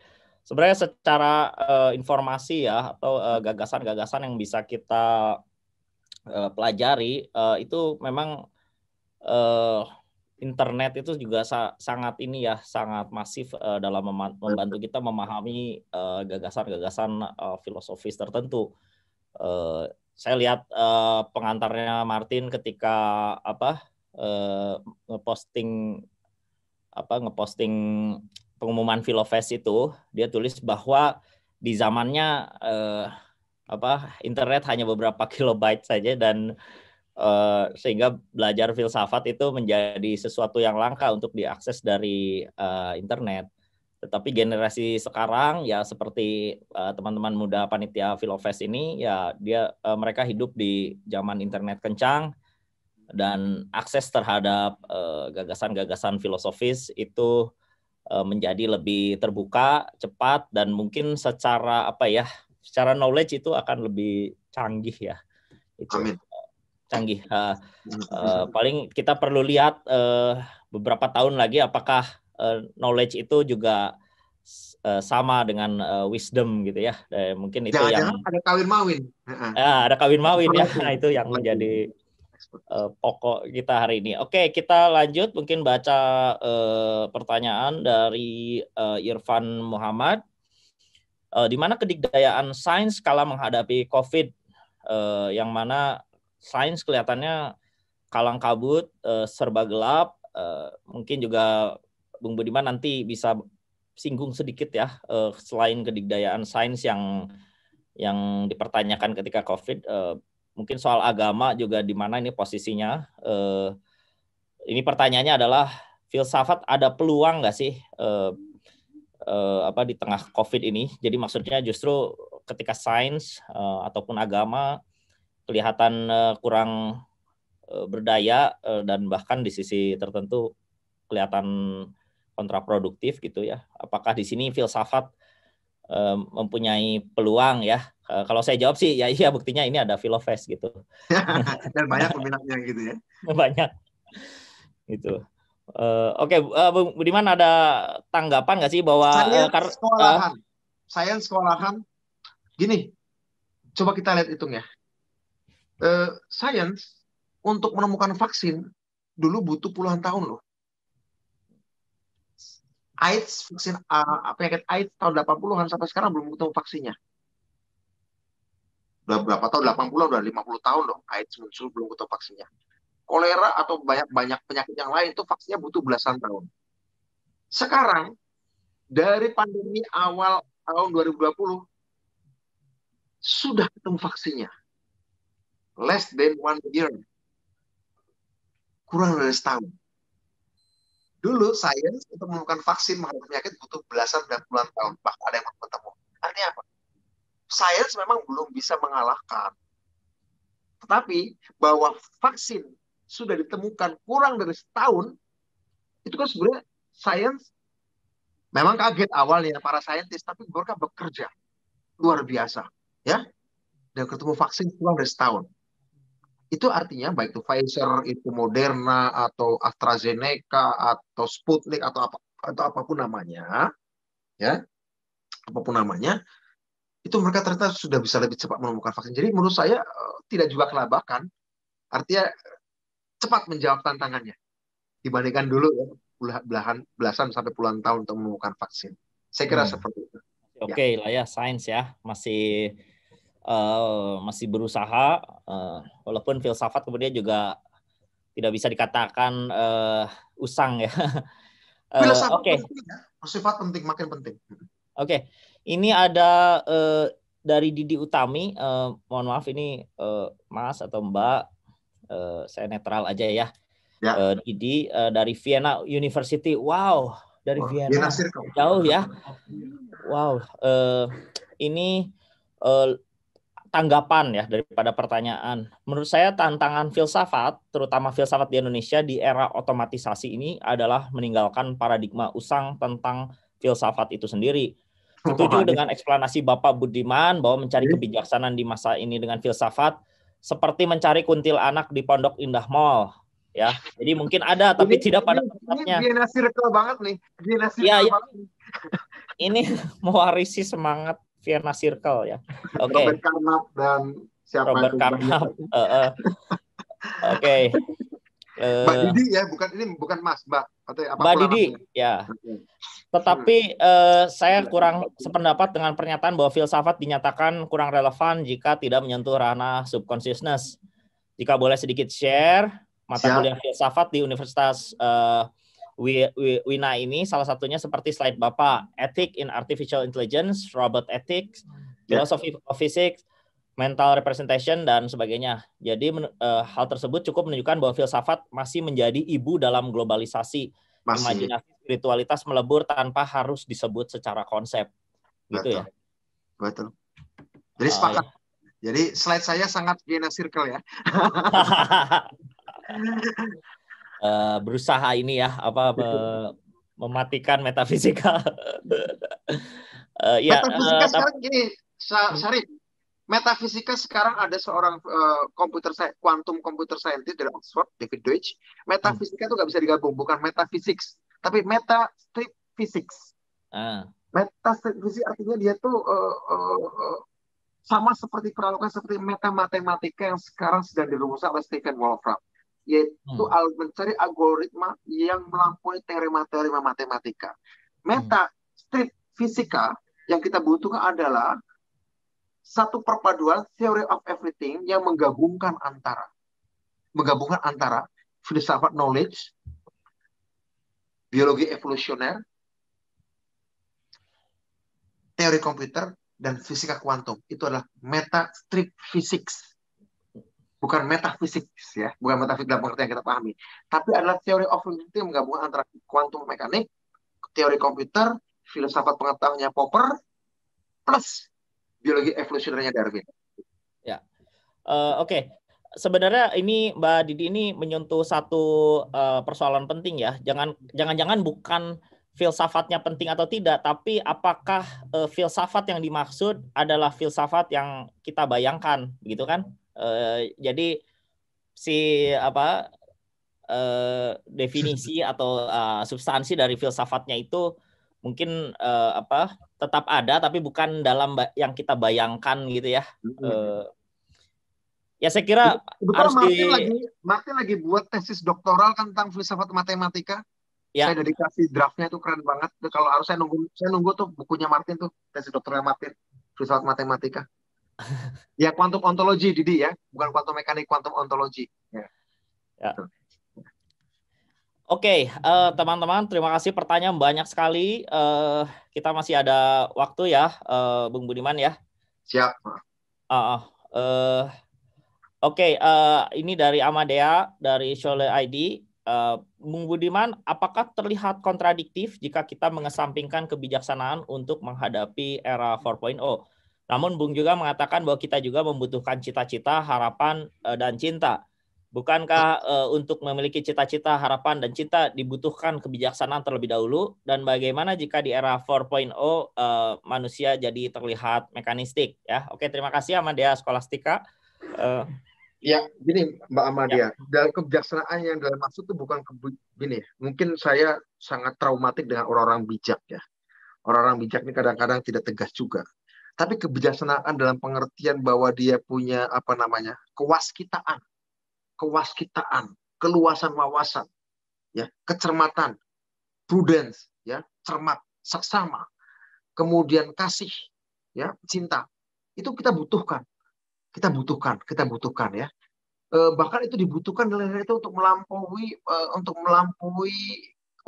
kebosanan kita yang diakibatkan karena banyak pekerjaan fisik rutin dan berbahaya sudah diambil alih mesin.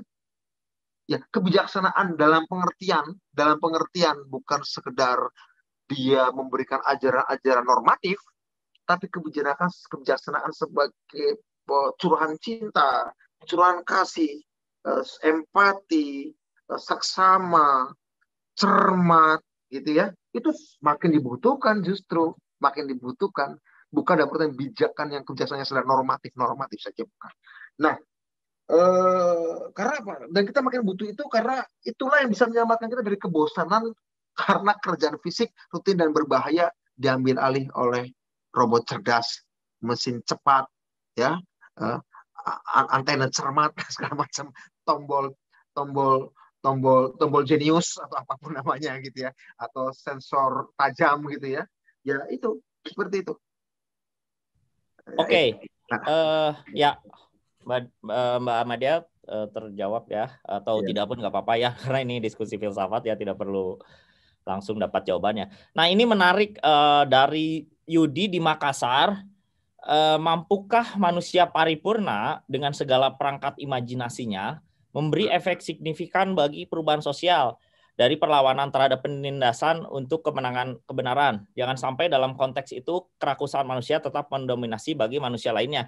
Jadi sering kita bicara soal teknologi 4.0 atau tentang posthuman dan sebagainya, tapi apakah pada akhirnya itu hanya untuk manusia-manusia tertentu yang punya privilege atau akses ke arah sana, soal kecerdasan yang bisa di-upload itu sebenarnya hanya untuk orang-orang tertentu dan jangan-jangan hanya untuk kepentingan menguasai yang lain. Oligarki baru. Ya. Justru itu kenapa saya dengan teman-teman bikin Inovator 4.0 Indonesia tahun 2018, kita kumpulin 3 jenis orang di sana untuk mencegah pengemajuan teknologi yang dikhawatirkan tadi oleh Yudi jangan sampai terjadi. Ya, kenapa kita kumpulkan di Inovator itu 3 jenis orang itu? Orang-orang yang ingin membangun masyarakat yang cerdas, sosiolog, pendidik, psikolog, political scientist, political practitioner, pejabat publik, DPR, DPRD, ya, menteri belum pada masuk, presiden belum, ya, nanti satu saat kalau bisa ada presiden masuk Inovator nanti. Dan saya bahkan pernah ngomong kalau perlu di sampingnya Pak Jokowi ada filosof hari ini karena dibutuhkan di era turbulensi hari ini. Satu. Kedua adalah jenis-jenis orang yang ingin membuat alat yang cerdas, computer scientist, quantum computer scientist, ahli robotik, ahli 3D printing. Itu adalah sekelompok orang yang ingin membuat alat-alat yang cerdas. Kalau tadi ingin membuat masyarakat yang cerdas. Yang ketiga adalah orang-orang yang punya keahlian membangun tubuh biologis yang cerdas, neuroscientist, pengedit gen.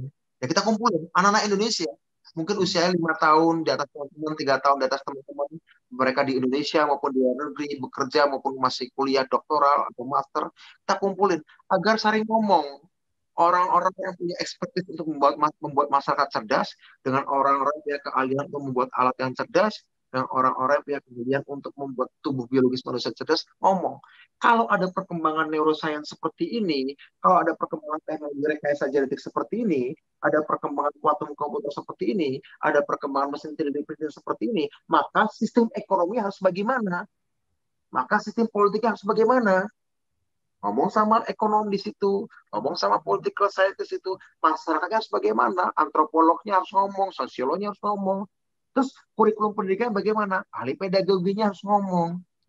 Ngomong dengan, ini loh kami lagi bikin algoritma, lagi bikin qubit, bisa 100 qubit untuk quantum komputer, atau nanti bisa 500, bisa menghitung jumlah atom semesta dalam hitungan menit saja, gitu loh kan. Bingung kita, kalau dipakai untuk kebijakan, dipakai untuk apa, untuk perbankan, finance, tiba-tiba bisa ngitung data-data dalam hitungan detik saja, data transaksi ekonomi sedunia dalam hitungan detik saja, apa implikasi ekonominya, ya kan? Bagaimana pasar saham dirumuskan, bagaimana bursa efek, bagaimana soal shareholding dan perusahaan, pertanahan, macam-macam, itu punya dampak. Nah, kita ingin membuat ekosistem itu agar untuk mencegah monopoli industri teknologi. Karena itu di lambang Inovator kita pakai lambang kali dan bagi, Syarif. Ya, lambang kali dan bagi itu adalah kita ingin mengalihkan pengetahuan dan membagi pengetahuan segera. Makanya dempet tuh, kali dan baginya dempet. Mengalihkan pengetahuan yang berjalan cepat dan harus membaginya segera. Mengalihkan kesejahteraan yang berkembang cepat, ya. Ada orang cepat kaya karena ngumpulin data gitu ya. Usia bisnis baru 5 tahun udah sangat kaya gitu, kayak Gojek gitu ya. Mungkin less than 5 years atau 5 tahun dengan ngumpulin data, tiba-tiba Pak Nadiem itu kan tidak mungkin dalam hidupnya nggak pernah naik ojek tuh. Mungkin Pak Nadir dalam hidupnya nggak pernah naik ojek ya, mungkin ya. Tapi tiba-tiba dalam usia kurang 5 tahun atau kurang dari 10 atau 7 tahun, tiba-tiba dia punya akses pada jutaan supir ojek se-Indonesia. Ini kan menarik. Nah, artinya ada kesejahteraan, ada profit yang dikumpulkan dengan sangat cepat. Nah, kita harus menciptakan sistem bagaimana itu bisa juga didistribusikan secara cepat. Jadi trickle down effect itu harus ada dalam hitungan menit. Ya, kita percaya trickle down effect, tapi kalau dalam Orde Baru butuh puluhan tahun itu pun nggak dilakukan janji trickle down effect itu. Nah, kita ingin membuat sistem trickle down effect hitungannya menit gitu loh. Hitungnya bit gitu loh. Dan teknologi sudah memungkinkan itu. Ya, oke. Karena isu yang selalu muncul adalah teknologi dan ketimpangan sosial itu juga kadang ini ya. Dan itu harus kita lawan. Bukan cuma kesenjangan digital yang dilawan, Sarif, tapi kesenjangan sosial. Itu lebih utama.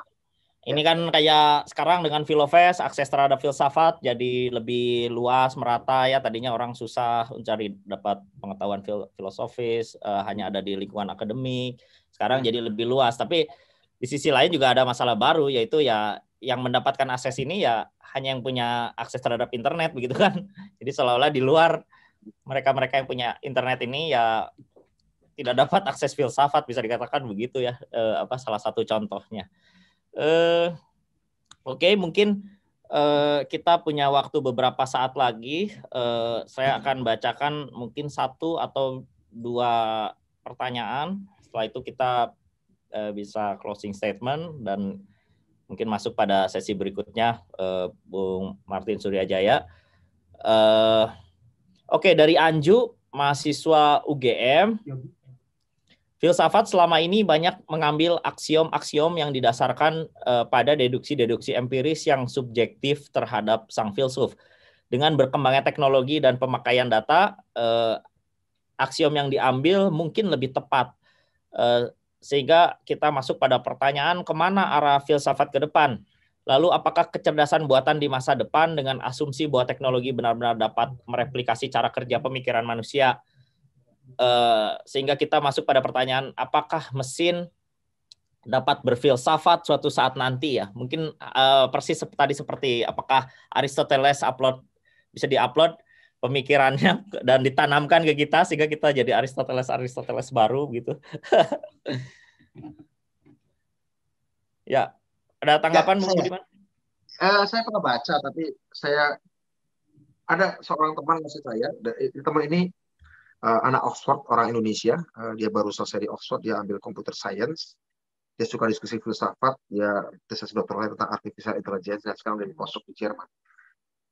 Dia memberikan pada saya sebuah mesin yang ketika kita masukin statement sebagai first principles, misalnya Syarif punya mesin itu ya, kemudian masukkan first principles apalah ya, mungkin tesis keberapanya Marx tentang Feuerbach atau pernyataan Nietzsche tentang apapun itu, atau pernyataannya Konghucu atau Al-Ghazali atau Al-Farabi gitu, kira-kira begitu. Ada masukkan first principle itu ke dalam mesin itu, maka mesin itu kemudian bisa membangun dialog.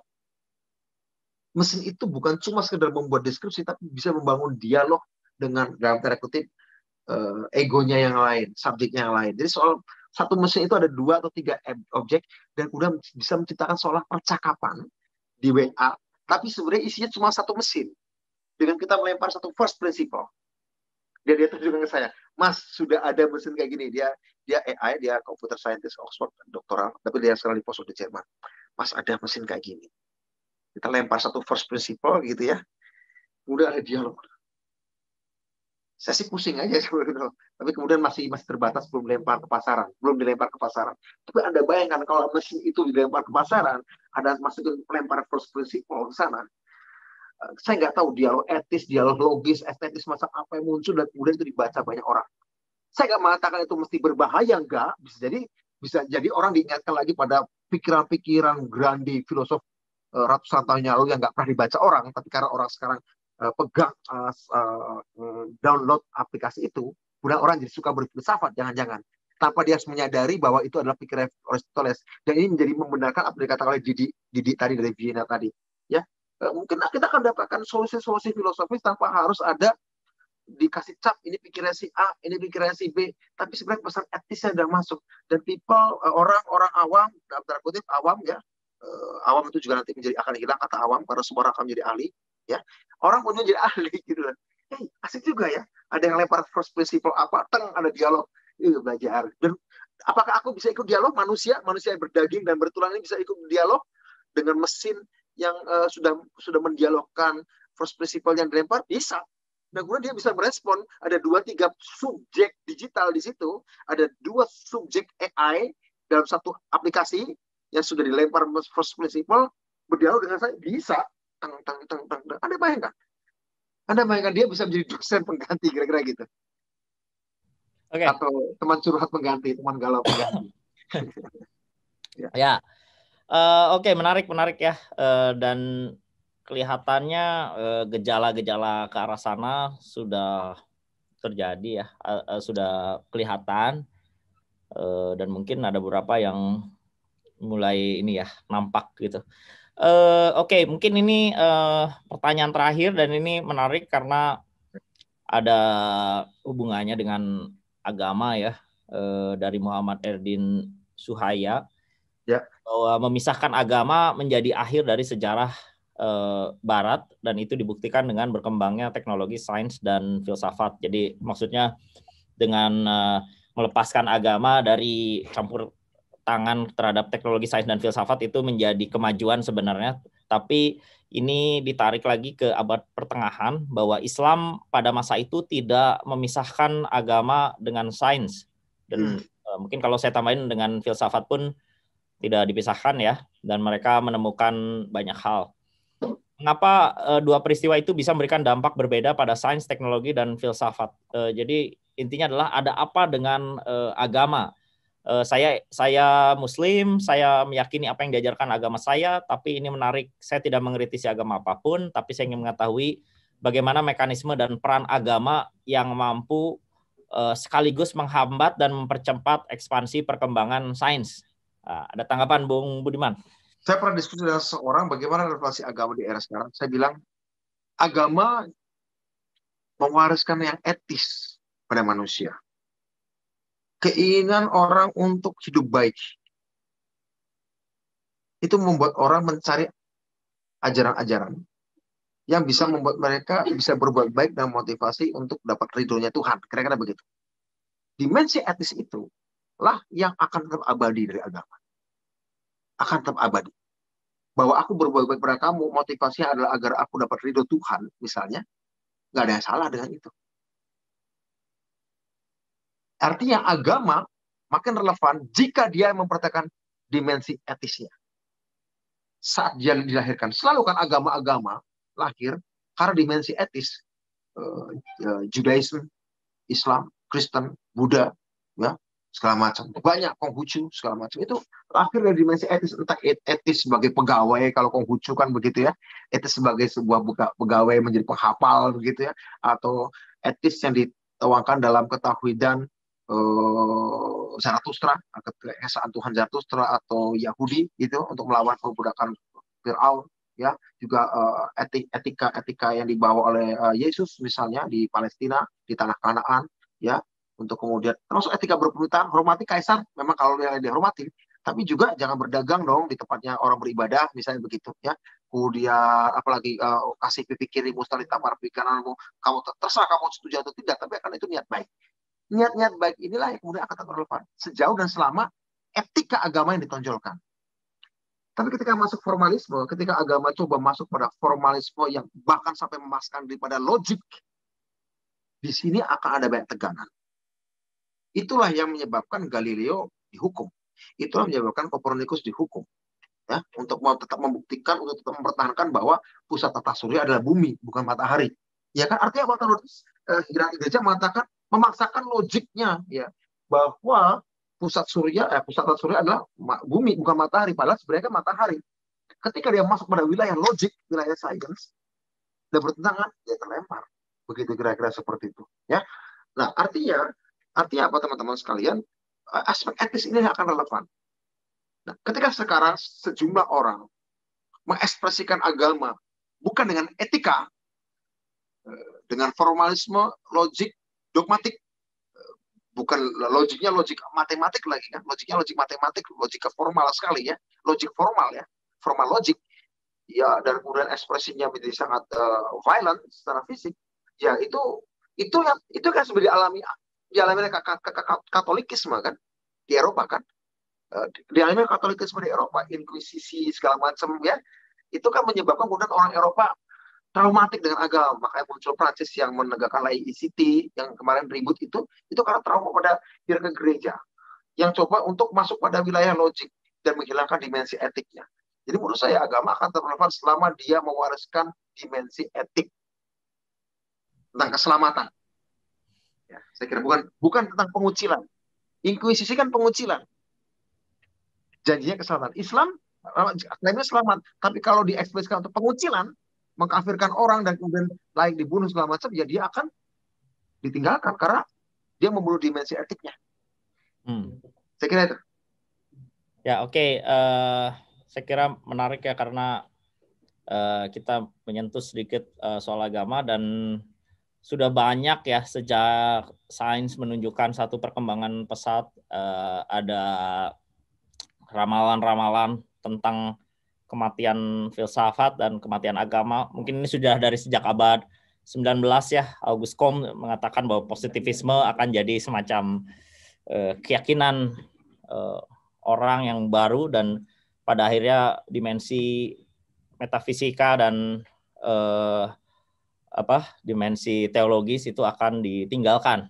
Itu sudah ramalan dari 200 tahun silam dan belum terjadi ya, atau mungkin tidak akan pernah terjadi. Buktinya orang sekarang ya agama masih ada, masih banyak, filsafat juga kalau lihat peserta Filofest malah tambah rame gitu ya. Jangan-jangan ada satu kecenderungan bahwa hal-hal tersebut tidak mengarah pada kematian ya, tapi malah kebangkitan baru yang menurut Bung Budiman tadi, selama modifikasi ya.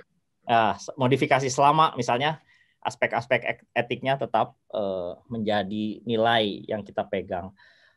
Saya kira Bung Budiman, kita akhiri dulu diskusinya. Ini pertanyaannya banyak banget. Ini belum YouTube itu juga ramai sekali, macam-macam. Jadi ya syukur ya kita filsafat ternyata disambut meriah, dan ya semoga masih ramai untuk besok-besoknya. Bung Budiman, silakan, mungkin ada semacam closing statement untuk mengakhiri atau sekaligus menyimpulkan walaupun sementara terhadap pertanyaan yang sudah diajukan dalam kesimpulan yang tidak konklusif ya. Ya. Ketika saya makan itu bukan dalam rangka saya berbahagia, tapi dalam rangka saya tidak menderita lapar. Ketika saya tidur itu bukan dalam rangka saya meraih kebahagiaan, tapi untuk melepaskan diri dari derita rasa kantuk. Tapi ketika saya mencintai, saya berbahagia. Oke, applause. Ya, panitia applause di operation room. Kami tetap menjaga protokol ya. Cuman memang kalau di acara seperti ini agak susah untuk merokok ya. Pengen kayak Martin Suryajaya, saya sambil ngerokok gitu. Sambil ngerokok gitu ya. Agak susah karena ruangannya. Kamu cuma kamu aja yang asam. Ya itulah filsafat dan rokok masih belum bisa di hubungan yang sangat eratnya ya. Gitu. Ya, oke. Saya kira terima kasih Bung Budiman atas waktunya. Sama-sama. Terima kasih, dan kami dari panitia sekaligus mungkin peserta Filofest juga merasa sangat senang Bung Budiman ada di sini, dan semoga Bung Budiman juga bisa terus mendukung acara ini hingga akhir. Tapi saya bukan filosof ya, saya seorang praktisi. Oke. Itu akan jadi debat panjang lagi, apa arti filosofi dan apa arti praktisi. Baik, terima kasih Bung Budiman, sehat terus. Baik, mungkin saya undur diri sebagai moderator. Saya kembalikan ke Bung Adha Ghazali selaku MC. Silakan.